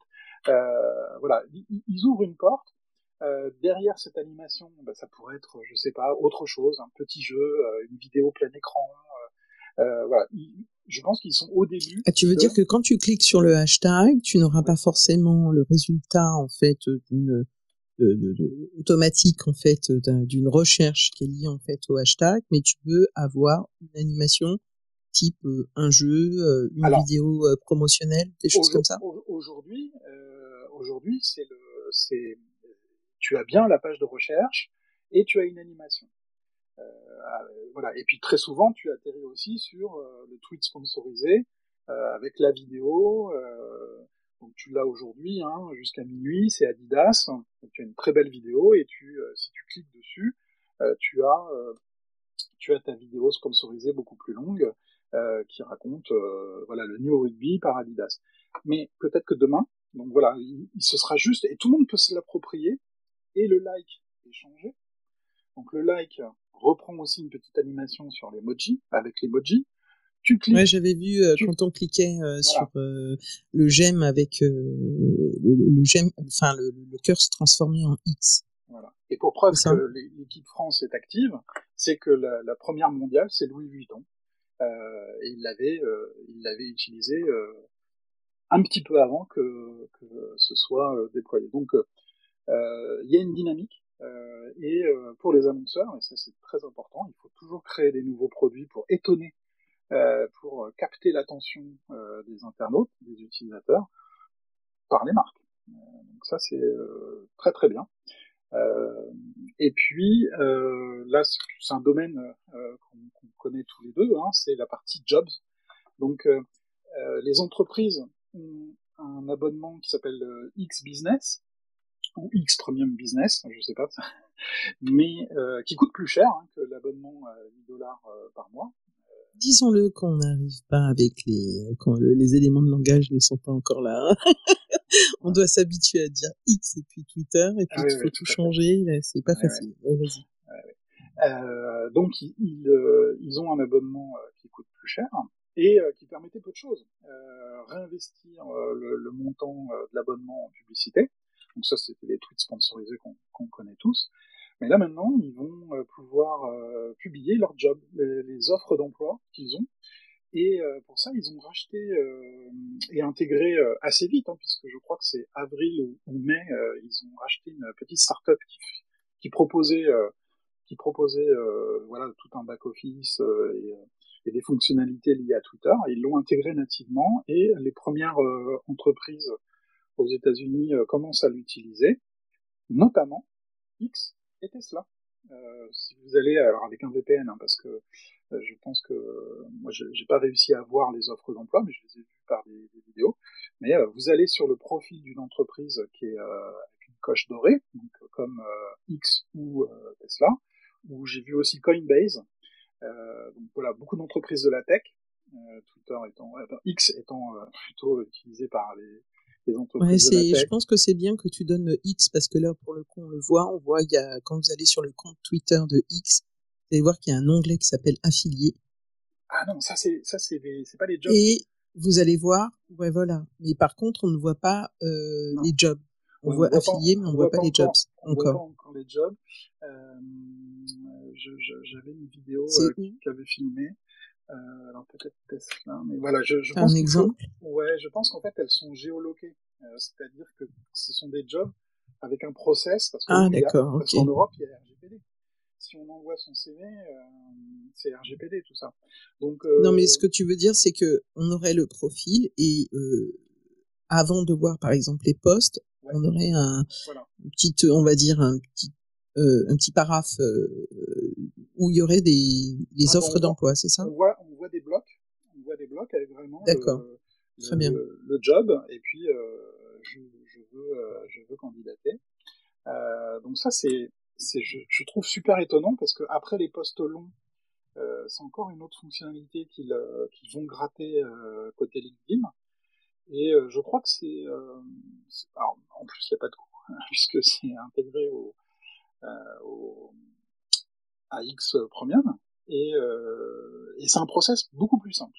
De ce que j'ai pu voir dans la vidéo, côté candidat, c'est assez simple. On met son CV, on met ses coordonnées. En tout cas, là, ce que j'entends, comme tout à l'heure, on était en train de dire, est-ce que Twitter, c'est le futur WeChat ou le futur YouTube, Twitch, etc. et tout, c'est que là, on voit qu'il vient un petit peu sur les plates-bandes de LinkedIn.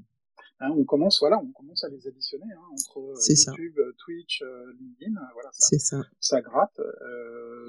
Et puis peut-être le shopping piqué à Instagram. Alors, juste je termine là-dessus justement, parce que il y a les offres d'emploi. Pardonne-moi si j'ai fait tout à l'heure un parallèle avec affilié, mais parce qu'en fait, je mets ça un petit peu dans la même catégorie. Pourquoi? Parce que c'est la partie finalement marque employeur. Absolument. Donc afficher la possibilité d'afficher des offres d'emploi de manière assez claire, parce qu'aujourd'hui la seule façon de le faire, c'est de faire des offres, des posts, et puis de mettre hashtag offre d'emploi. Donc là, en fait, ça serait rattaché en fait au compte. Et puis la deuxième chose qui est rattachée, si vous allez sur le compte Twitter de X ou de Tesla, vous verrez aussi un onglet qui s'appelle affilié. Et ça, c'est vraiment comme le fait aussi LinkedIn, parce que sur LinkedIn, quand vous vous connectez, vous créez votre profil et que vous allez sur la page de votre entreprise, si vous l'avez indiqué dans votre expérience, la page, vous allez voir une pop-up qui va s'ouvrir qui vous demande votre email entreprise de manière en fait à valider que vous êtes bien en fait salarié de l'entreprise. Et là, il y a un process, alors qui est peut-être pas totalement similaire, mais en tout cas, le résultat est à peu près identique. Quand vous allez sur une page LinkedIn d'une entreprise, vous voyez quels sont les salariés qui sont donc qui travaillent dans cette entreprise. Et ben là, quand vous allez sur le compte Twitter de X ou de Tesla, vous avez un onglet qui s'appelle affiliés. Et là, vous voyez clairement en fait tous ceux qui sont qui travaillent dans cette entreprise. Et si vous allez sur le compte Twitter de ces personnes-là, théoriquement, on va avoir aussi le. Alors attends, là je le vois pas. Le petit logo. On va avoir le petit logo de l'entreprise qui s'affiche également sur le compte Twitter. Exactement, et on peut voir également les autres comptes business, c'est-à-dire les autres activités, par exemple X Japan, donc l'entité de X, ex-Twitter au Japon, on le voit également comme un compte d'une personne. Donc ça va beaucoup plus loin que juste les DIP, les VIP, les dirigeants. Si vous allez sur le compte d'Orange ou le compte de Total, vous pouvez voir les patrons. Là, c'est directement quelqu'un qui travaille sur l'interface de X, quelqu'un qui fait du code, quelqu'un qui fait du marketing, etc. Et en un clic, vous les suivez et en 2 clics, vous les tweetez. Je fais un petit retour en arrière. Il y a Marc Becbeder, j'espère, voilà, Becbeder, qui nous confirme que sur la partie offre d'emploi, si vous allez sur Coinbase, il l'a mis dans les commentaires. Attendez, je crois, ouais. Cliquez sur le compte Twitter là et vous allez voir les offres d'emploi apparaître. Ah oui, comment exactement. Elles apparaissent. Ça. Nous là, c'est un bon exemple. Nous embauchons, donc il y a 3 offres d'emploi qui apparaissent, et puis il y a voir toutes les offres d'emploi, et on peut postuler en Allemagne, nouveauté, aux USA, en Irlande, au UK, peut-être en France, je sais pas si... Oui, je crois qu'ils ont ouvert un bureau en France. Voilà, ça c'est ultra impressionnant, et puis vous pouvez tester. Vous obtenez un lien vers le site Careers de Coinbase. Donc là, c'est bien parce que c'est 2 nouveautés où on voit en fait quelque chose, mais vraiment de très nouveau sur X qu'on n'avait pas auparavant. C'est cette idée, effectivement, 1, offre d'emploi, 2, affiliés. On affiche, on va dire, le lien, on va dire, clairement entre les entreprises filiales, par exemple, ainsi que les leaders et salariés de l'entreprise qui souhaitent, en tout cas, évidemment, déclarer qu'ils travaillent pour cette entreprise-là, parce que ceux qui sont en pseudonyme, c'est pseudonyme.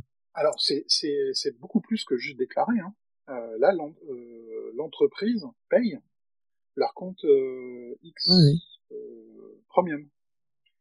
Puisque ça rajoute, c'est un peu plus cher d'ailleurs, et puis ça rajoute alors une invulnérabilité à l'usurpation de compte, protection du compte, et puis le petit logo de l'entreprise. Et en fait, c'est vachement plus facile d'établir, par exemple, le graphe social d'une entreprise. Ah oui, puis surtout, alors quand je disais ils ont pris la confiance, en tout cas, il y a une sorte de confiance qui a été insufflée chez X, c'est que les personnes sont actives. Elles participent aux conversations. On les voit dans la communauté Bug, on les voit sur les grands sujets, ou simplement leur vie. Voilà, c'est leur quotidien. Ils sont pas enferrés à l'ordinateur, au bureau, à travailler tout le temps. Ils ont aussi une vie. Ok, super. Alors dans les nouveautés qu'on va voir apparaître, sauf si tu voulais ajouter encore autre chose dans les tops. Non, après c'est des choses qui Moi je pense que c'est pas mal. Ouais. Voilà, dans les nouveautés qu'on va peut-être voir, on a la partie conversation vidéo en DM. Oui, tout à fait. Alors appel audio-vidéo sans numéro, et il y a quand même des discussions ouvertes, alors publiques, avec Elon Musk, sur pouvoir faire un space, comme un space, mais vidéo. D'accord. Donc ça, on comprend bien que c'est développer la partie, on va dire, messagerie privée. Ah oui, c'est celles qui ont l'habitude de Telegram, Signal, Messenger font ça. Ouais. Alors, on peut toujours pas modifier un message privé. Hein. Si on fait une petite erreur, on ne peut ni le supprimer ni le modifier. Donc ça, j'espère que ça viendra parce que de temps en temps, je fais des fautes. Voilà. Oui, mais bon, je trouve quand même que c'est plutôt pas mal, mais on sent quand même de toute façon que la partie messagerie privée va se développer et s'enrichir. Va se développer. Okay. L'autre point que tu as montré tout à l'heure, c'est une meilleure visibilité ou en tout cas incrémentation, je crois, des live vidéo, parce que moi j'en fais. Donc quand j'ai vu ça, j'ai dit waouh. Donc je vous explique, moi je fais beaucoup de live vidéo, sauf que si vous ne voyez pas mon tweet passer avec mon live vidéo, vous savez pas que je suis en live vidéo. Voilà. Aujourd'hui, vous savez que quand les personnes sont par exemple sur un space, parce que d'ailleurs les spaces sont beaucoup plus visibles. Pour votre info, si vous avez sur votre smartphone, vous allez dans les paramètres, dans les onglets, vous pouvez maintenant ajouter l'onglet Spaces. Alors on peut pas l'ajouter sur l'ordinateur, mais on peut l'ajouter sur sur le smartphone, et ce qui fait que dans les navigations que vous avez à gauche, il y a marqué notification, liste, etc. Bah, vous avez l'onglet Spaces. Alors là, je referme cette parenthèse. Je trouve ça bien parce que du coup, quand vous cliquez sur Spaces, vous voyez même les Spaces qui sont programmés, qui sont en cours, que vous ne connaissez pas. Donc un peu plus de visibilité, même si c'est pas encore super top, mais c'est déjà pas mal. Et là, en fait, la nouveauté, ça sera pour les live vidéo. Alors live vidéo qui sont en train d'être diffusés, il y aurait des sortes de super notifications en haut et calculées par l'algorithme, puisque c'est dans l'onglet pour vous. Donc ce serait en fonction du sujet qui est dans le post qui supporte le live vidéo. L'algorithme vous dirait, ben voilà, il y a ce live-là, ce live-là, ce live-là qui sont en cours, rejoignez-les. Et puis, comme vous le savez, quand on rejoint un live vidéo, on peut rembobiner le live et puis, bien évidemment, voir un replay et commenter. Bah, ça serait génial parce que parce que c'est quelque chose que je regrette aussi beaucoup sur LinkedIn. Quand vous êtes créateur de contenu live, que ce soit vidéo ou audio, aujourd'hui les plateformes ne vous aident pas en fait à avoir de la visibilité et d'avoir aussi tout simplement des personnes qui viennent vous écouter, qui font pas partie en fait des followers, hein, tout simplement, mais qui peuvent être intéressés par la thématique. Donc là, moi, j'attends ça avec impatience. Oui, bien sûr. Moi, j'attends également, quand même, parce que LinkedIn et Instagram l'ont fait à leur manière, de pouvoir follower un hashtag, plusieurs hashtags d'ailleurs. Alors, Oui. on peut suivre des sujets, on peut suivre des communautés, on peut suivre évidemment des utilisateurs, mais on peut pas suivre un hashtag à part faire une requête et la suivre dans X, TweetDeck, dans Xpro. Mais voilà, c'est un petit sujet, je pense que, mais comme il s'intéresse de plus en plus au hashtag, peut-être qu'on verra apparaître ce type de fonctionnalité. Ouais, alors moi, je voudrais quand même qu'il fasse mieux que LinkedIn, parce que sur LinkedIn, tu peux suivre un hashtag, mais comme tu peux pas mettre de granularité, du coup, t'as tout et rien. Donc, moi, je préfère, par exemple, suivre deux hashtags, tu vois, une formule qui me permet de pouvoir cibler exactement ce que je recherche, c'est-à-dire tel hashtag avec, je sais pas, mon information langue ou, tu vois, avec d'autres paramètres qui me permettent d'avoir un petit peu de la qualité de ce que je veux. Ça, c'est le premier point. Le deuxième, il faut savoir que LinkedIn, Twitter a toujours mis en place, et d'ailleurs, je sais plus si ça existe toujours, il y avait un truc qui s'appelait intérêt, centre d'intérêt, ça n'a jamais fonctionné, cette chose-là. J'ai jamais réussi à en faire, j'ai l'impression que ça a disparu. Et puis, il y a encore un truc qui s'appelle communauté. J'ai pas l'impression que ça fonctionne super bien, ça, pour le moment. Je sais pas. J'en connais pas beaucoup. Voilà, bah écoute, dans les nouveautés à venir, est-ce que tu avais autre chose à donner? Alors moi, il y a un truc qui m'intéresse particulièrement, parce que ce serait en lien avec la messagerie notamment, c'est l'appli X pour Tesla, puisque en fait, moi, X, c'est bien évidemment m'informer, mais aussi beaucoup échanger, communiquer par message privé. Et quand on conduit, c'est pas bien de prendre de voir une notification et d'aller la lire. Alors sur une Tesla, on peut mettre l'autopilote, mais ça reste quand même interdit d'utiliser son smartphone.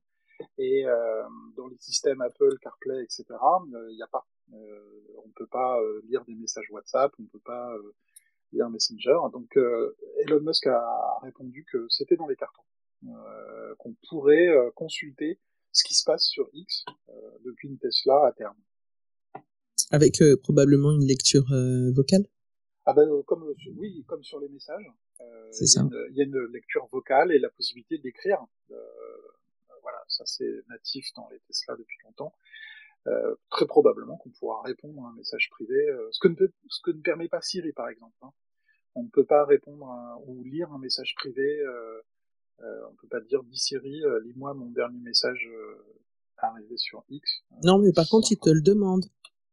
Vous avez des messages récents de la part de Nathalie. Voilà, il t'annonce que tu as reçu un message. Et tu peux oui, mais pas X. Malheureusement. D'accord, ok. Dis-moi, est-ce que tu as des nouvelles là sur le côté crypto? Parce que tu te souviens qu'à un moment donné, on s'est retrouvé avec un dog. Oui, alors et il a disparu. Est-ce que tu crois qu'il va revenir? Je ne sais pas.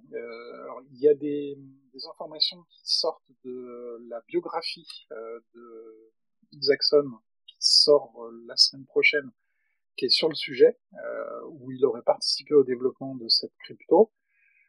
Et puis, X continue aux États-Unis à avoir les approvals, donc les autorisations sur comment on appelle ça, sur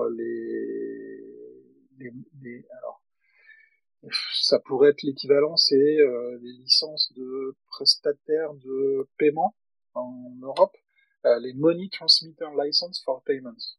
Donc là, le 5 septembre, c'était le Mississippi, et puis ils ont déjà l'Arizona, Rhode Island, Missouri, Georgia, Maryland, Michigan et New Hampshire. Voilà, ça avance. Donc, il avait quand même créé PayPal, enfin l'ancêtre de PayPal, avant que ça fusionne avec le PayPal. Peut-être qu'on pourra s'envoyer 5 euros, 100 euros, voilà, de compte à compte, comme un PayPal, aux États-Unis, et puis peut-être un jour en Europe, et puis un jour partout dans le monde. Alors, quelle monnaie? Je ne sais pas.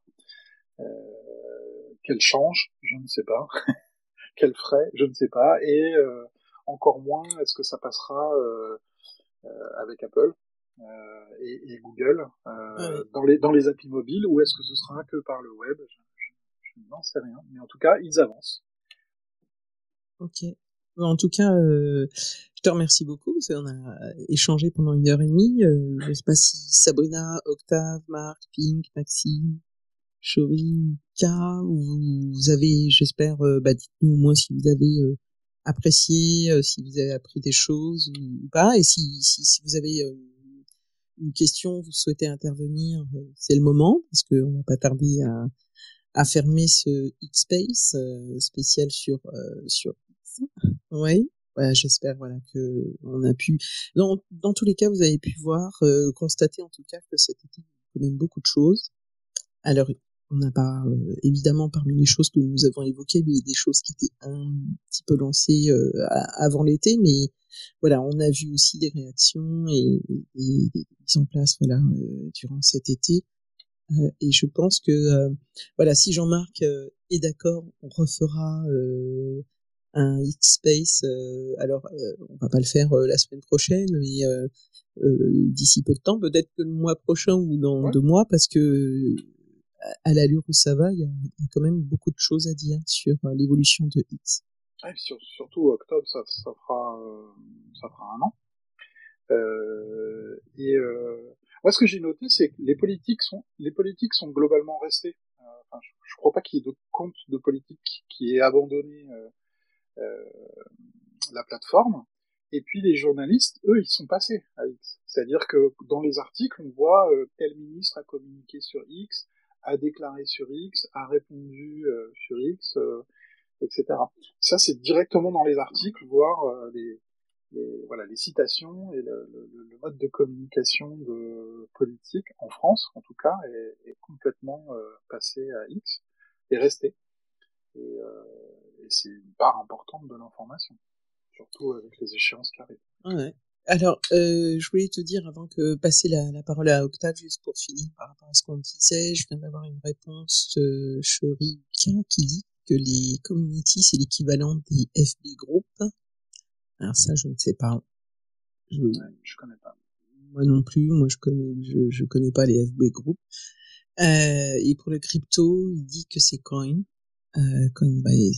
Donc, utilisant PayPal, car PayPal travaille déjà avec Coinbase, qui travaille aussi avec la Commission européenne. Bien, si tu veux parler avec nous, tu peux aussi. Ou sinon, on en parlera une prochaine fois. J'avoue que là, j'ai pas plus d'infos sur le sujet. Octave, bonsoir. Je pense que tu voulais revenir sur la presse, non? Évidemment, bonsoir à tous. Bonsoir Fadila. Bonsoir Jean-Marc, enchanté. Je vous découvre ce soir. Plein d'informations super intéressantes.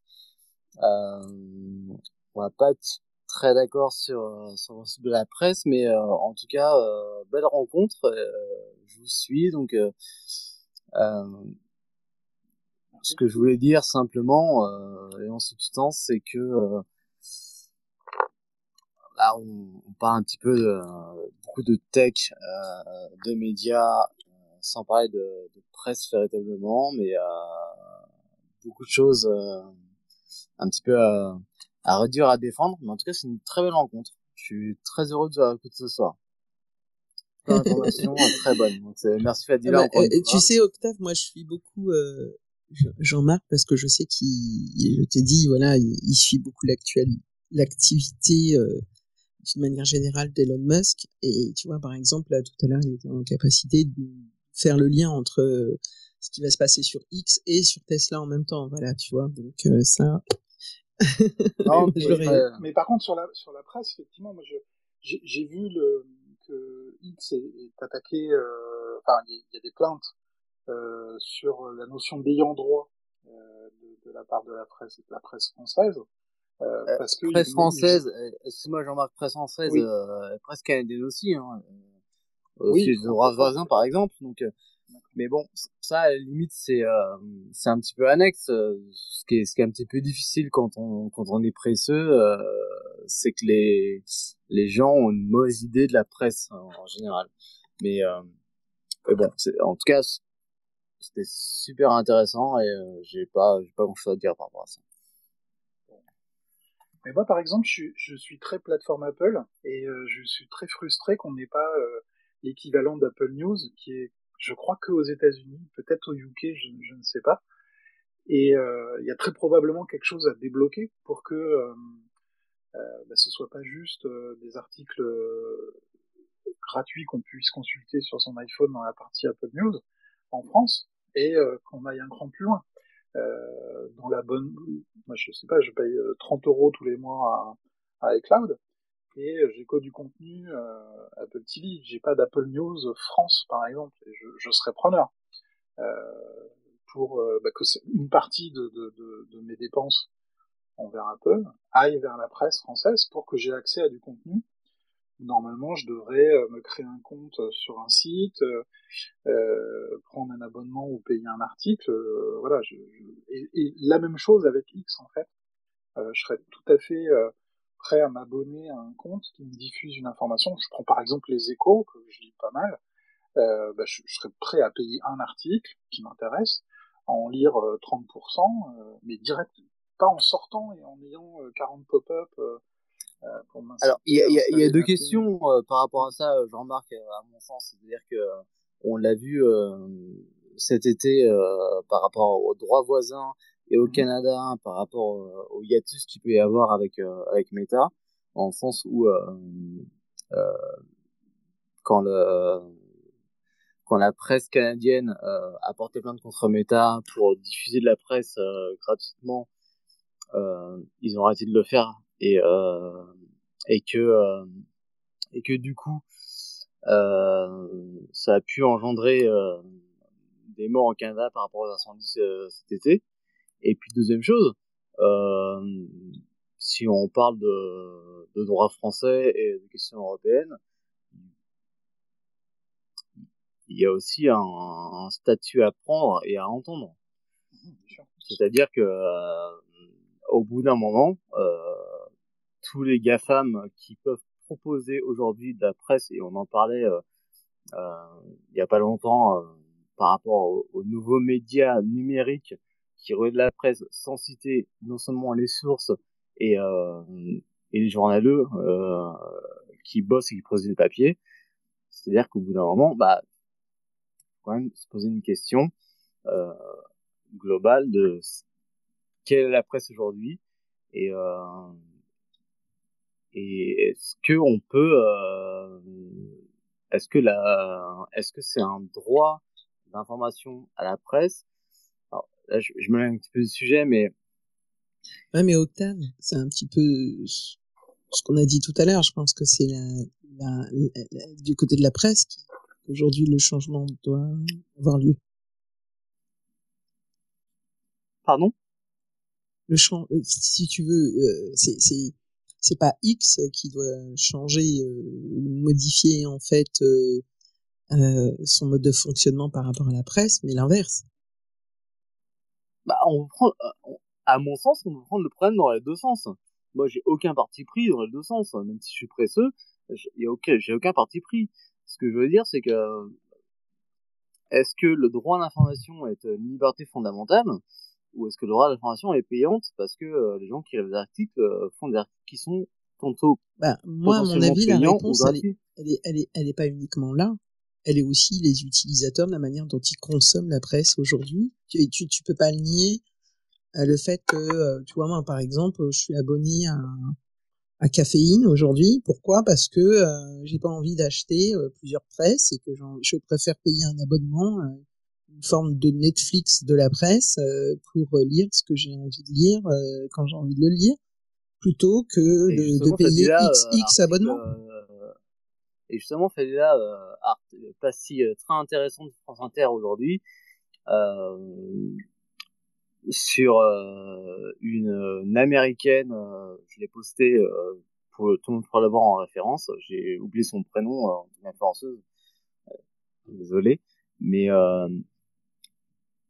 qui propose aujourd'hui de la lecture de presse du New York Times, qui fait un tabac sur TikTok et qui fait aussi que la génération Z en fait s'intéresse d'autant plus à la presse aujourd'hui, papier, pas forcément presse web. Ouais, donc c'est bien à la presse aujourd'hui de se remettre en question. C'est bien à la presse, c'est pas X qui doit remettre en question sur la manière dont on va consommer nous de l'info. Oui et non, parce que si tu veux la question est un petit peu à l'envers. J'ai entendu parler tout à l'heure de BFM, etc. Donc BFM, encore une fois, je suis pas là pour défendre BFM ni CNews, c'est pas la question. Mais BFM, c'est quand même les premiers sur l'actu.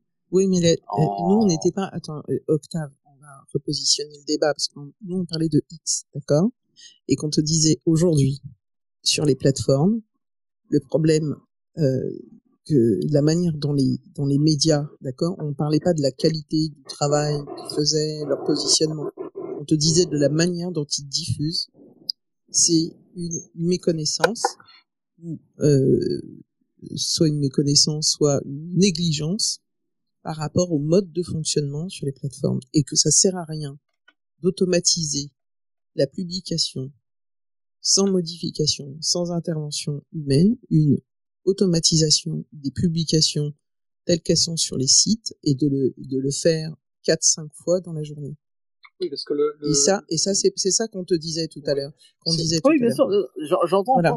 Ça, effectivement, donc c'est pas X de se remettre en question là. Problème, là, c'est juste que quand aujourd'hui tu vois que t'as beaucoup de médias qui critiquent les comptes qui aujourd'hui, par exemple, volent du contenu, etc. Si tu regardes dans leurs pratiques comment ils font, tu vois bien qu'il y a aussi un souci du côté de ces chaînes d'infos, de la manière dont elles utilisent en fait la plateforme. Elles doivent aussi se remettre en question. Oui, bien sûr, j'ai rien à dire par rapport à ça. Je suis d'accord avec toi. Après, défendre leurs droits, etc., évidemment. Je te laisse répondre, évidemment, Jean-Marc. Oui, non, bien sûr. En fait, c'est un vrai sujet des sites web, en fait, de presse. Moins du travail de la presse, en fait. Parce que on est passé au fil des années du papier où les gens étaient abonnés et puis achetaient à des kiosques, etc., des journaux, à une diffusion massive sur les sites web et un modèle économique. C'est-à-dire, il y a de la publicité, hein, vous ouvrez n'importe quel article, qu'il soit payant ou gratuit, il y a de la publicité en haut, sur les côtés, en dessous, dans les commentaires, enfin partout. Et donc, en fait, c'est des oppositions de régie. X a également son propre modèle économique, basé sur la publicité, hein, principalement. Et ce qu'ils essayent de proposer, c'est un entre-deux pour les articles payants, plutôt que de débrancher sur un système de site, de le proposer nativement. Et en plus d'être rémunéré sur les commentaires. Parce que plus il y aura de commentaires, actuellement, plus il y a de vues, plus il y aura de revenus complémentaires. Donc ça, c'est sur le gratuit. Et sur le payant, je pense qu'ils ont des discussions qui sont autres que le système de souscription. Mais pourquoi est-ce que aujourd'hui ils ne testeraient pas le système de souscription? Moi, je créerais un média aujourd'hui. Je me dirais, tiens, je fais une chaîne YouTube et puis je fais un compte X et puis je propose des souscriptions pour des vidéos à plus forte valeur ajoutée à ma communauté. Ça, c'est intéressant ce que tu dis, Jean-Marc, mais à une seule condition, c'est que tu mises en fait, tu mets tous tes œufs dans le même panier, c'est-à-dire que tu mises à fond sur Twitter. Or, aujourd'hui, la plupart utilisent tous les médias sociaux comme un canal d'amplificateur pour la diffusion et non pas, ils n'ont pas un investissement propre. Je vais passer la parole à Choriuka qui souhaitait aussi intervenir sur ce sujet. Bonsoir. Bonsoir. En fait, moi, c'était pas par rapport à ce sujet-là, par rapport aux médias. Oui. Moi, c'était en fait par rapport à comment on va payer. Il faut savoir que Elon Musk, avec Cathie Wood, bien avant l'acquisition, il parlait déjà de faire un projet qui était très proche de WeChat. Certes, ça ressemble à LinkedIn pour la vérification de données et de médias, enfin, en sorte de fact-checking fait par la communauté. Par contre, pour le paiement, c'est fait par en fait par un token de Twitter qui a été créé en fait. Et Coinbase ainsi que Binance, Binance a été mandaté par la Commission européenne pour en fait réguler en fait tout ce qui est crypto. C'est pour ça qu'en fait à l'heure actuelle le token de Twitter a déjà été créé, sauf que peu de personnes le payent de cette façon-là. C'est en cours en fait. C'est c'est en train d'être approuvé au sein de la Commission européenne au niveau du marché financier, parce que eux vont réguler à la fois sur la crypto, sur les monnaies de type crypto, et aussi la monnaie digitale. Et ce serait adossé à une monnaie ou ce serait coté Comment ça marcherait comment sur le Bitcoin ou l'Ethereum, mais en fait Twitter aurait sa propre monnaie en fait. Wow. D'accord. Ça existe déjà en fait, même sur Meta ça existe déjà en fait. Je pensais que les projets étaient arrêtés sur Meta. Le Libra, là, c'est ça? Non, en fait, sur Meta, on a déjà la capacité de payer par ce qu'on appelle des tokens, qui a une propre valeur, qui est facilement convertible et qui est en général régulé par la communauté. il y aura pas de ce qu'on appelle des pump and dump schemes, c'est-à-dire où en fait la valeur peut être changée juste parce que il y a des personnes qui rajoutent ou qui font beaucoup d'achats dans cette valeur. Elle va être régulée. Et par rapport aux community, en fait, quand je disais FB Group, en fait sur Facebook, on a déjà des groupes de sujets qui existent déjà. Bah, ça va être pareil en fait. J'ai déjà regardé depuis pas mal de temps. C'est exactement pareil. C'est des personnes qui sont soit intéressées dans un domaine. Par exemple, si vous êtes dans je sais pas, dans la mode, vous tapez fashion ou autre chose, vous allez voir tous les groupes qui vont être dans ce genre de choses. Mais c'est pas forcément des personnes qui sont spécialisées. C'est des personnes qui s'intéressent dans ce domaine-là. Ah oui, d'accord. Non, mais là, on parle pas des communautés, parce que oui, il y a les communautés sur Twitter et X. C'était des sortes de petits forums. Par exemple, moi, je suis sur les bugs et features de X. Non, là, on parlait des notes de communauté. Les notes de les notes de communauté. Les notes de communauté. Les notes de communauté. Ouais, c'est les petits. Alors, les notes de communauté, j'ai remarqué, il y a un certain défaut. C'est que, en fait, tout le monde ne peut pas, enfin, tout le monde peut devenir un membre pour faire un sort de fact-checking. Sauf qu'il y a une liste de comment dire, de conditions pour y adhérer. Et en fait, il faut partager à la fois son numéro et d'autres informations. C'est pas un problème, mais techniquement, ça enlève l'anonymat. Alors, l'anonymat est protégé quand on édite une note, hein, puisque je sais pas si vous en avez ouvert une, mais vous allez tomber à la fin sur un pseudo. Et vous n'allez pas non plus voir toutes les notes qu'il a éditées. Donc il est pratiquement impossible de l'extérieur. On est anonyme, hein. Voilà, vous êtes anonyme. D'ailleurs, je pense que vous connaissez pas au niveau de la base de données. Oui, bien sûr. Je parle de la base de données, en fait. La base de données, en fait, on va être plus ou moins fiché. C'est ça qui me pose problème. Twitter X a une responsabilité quand même de tracer qui fait quoi. Quand on fait un compte vérifié, hein, actuellement on donne pas sa pièce d'identité, mais c'est dans les cartons. Mais on donne son numéro de téléphone, on vérifie son email. Oui, mais désolé de vous couper la parole, mais le problème c'est que la vérification comment ça s'appelle de l'identité va se faire par une compagnie qui est israélienne et qui travaille avec l'unité 8200 des services de renseignement israéliennes. La compagnie AU10TIX, c'est la compagnie qui va s'en charger. Elle est en fait une compagnie israélienne qui travaille avec les services de renseignement. Je vais vous poster le lien. D'accord. Je sais pas. Ouais, mais aujourd'hui, oui, on a eu ces. Moi, j'ai fait une vérification de ma carte d'identité sur Instagram et c'était clairement explicité que ça passait par un tiers de confiance. J'ai scanné ma carte d'identité, il y a eu une vérification avec ma photo. Très probablement qu'ils ont pris un petit peu de biométrie, l'empreinte de mon téléphone, etc. Quand on rentre dans un processus de vérification et un truc, je pense, aussi important que l'édition des notes, parce que c'est quand même exposé et on peut. Alors je crois que le président n'a pas eu encore une note sur ses postes, mais les politiques, la publicité peut être community notée. Donc il y a une sorte quand même de responsabilité et de vérifier, savoir au moins qui écrit quoi. Oui, puis là, on a le DSA qui vient de se mettre en place aussi et le DMA.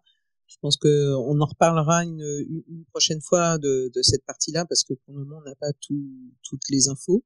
J'ai vu passer effectivement des informations concernant cette société, mais le process n'est pas aujourd'hui connu, hein, et c'est pas encore validé.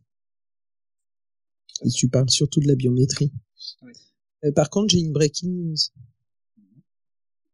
Elon Musk a coupé Internet à l'armée ukrainienne en plein milieu d'une offensive. Alors, donc c'est pas sur X, hein, c'est. C'était pas récemment. Ah, mais ça, il le fait souvent. Il l'a fait au moins 6 fois durant la guerre. Donc, oui, mais là, c'était en plein milieu d'une offensive. Non, c'était pas maintenant. Alors c'est toujours issu de sa bio. C'est parce qu'en fait, alors de ce qu'il explique, hein, c'est que il engageait les États-Unis dans le conflit en fait, en fournissant. Alors au début, il a fourni comme outil de communication, mais c'est devenu un outil offensif puisque ça leur permettait de piloter des drones et d'avancer les troupes. Et à un moment, il a contacté le gouvernement américain et il leur a dit, moi je peux plus là, d'abord ils m'ont je peux plus, c'est à fond perdu. Ils m'en demandent encore plus et là ils utilisent de façon offensive et donc on rentre dans le conflit. Donc, en tout cas, vous avez aujourd'hui là en ce moment un SpaceX avec 7000 personnes là sur Elon Musk. Hein, donc bon. Donc là, c'est plutôt Elon Musk. On va arrêter là parce que nous, notre débat du jour, même si c'est difficile de pas parler d'Elon Musk quand on parle de X, c'était quand même autour de X. Je sais pas. Écoutez, puis on est ensemble depuis 2 heures finalement. Jean-Marc, je te remercie beaucoup pour le temps que tu nous as accordé. Merci à tous d'avoir écouté. Ouais, et nous avons des personnes qui sont restées 2 heures hein, quand même avec nous. Et puis, on essaiera de réitérer cela. Et moi, je vous dis donc, sinon, merci aussi à Octave et alors on dit Shoryuken. Shoryuken. Qu'est-ce que ça veut dire? Comment? C'est comme Shoryuken, mais sauf que vous dites Shoryuken. Ah, d'accord, ok. Merci en tout cas pour les questions. Merci à toutes celles et ceux qui sont restés durant 2 heures et qui nous ont envoyé des cœurs et des j'aime pour dire qu'ils ont apprécié. On a reçu également des contributions. Marc aussi, merci pour ta contribution. Maxime, Ingrid qui est arrivée un petit peu tard, Sabrina, Pink, Octave. Et puis je vous souhaite une belle soirée. Merci d'avoir écouté Fadi Live, là où s'écrit l'influence. Retrouvez tous les épisodes sur Deezer, Spotify, Apple Podcasts, Amazon Music et YouTube. Pour ne rien manquer des prochains débats et des exclusivités, suivez-moi sur les réseaux sociaux. Consultez la bio pour toutes les informations. Abonnez-vous, partagez et laissez un commentaire. Votre avis compte. À très vite dans Fadi Live pour de nouveaux débats stratégiques.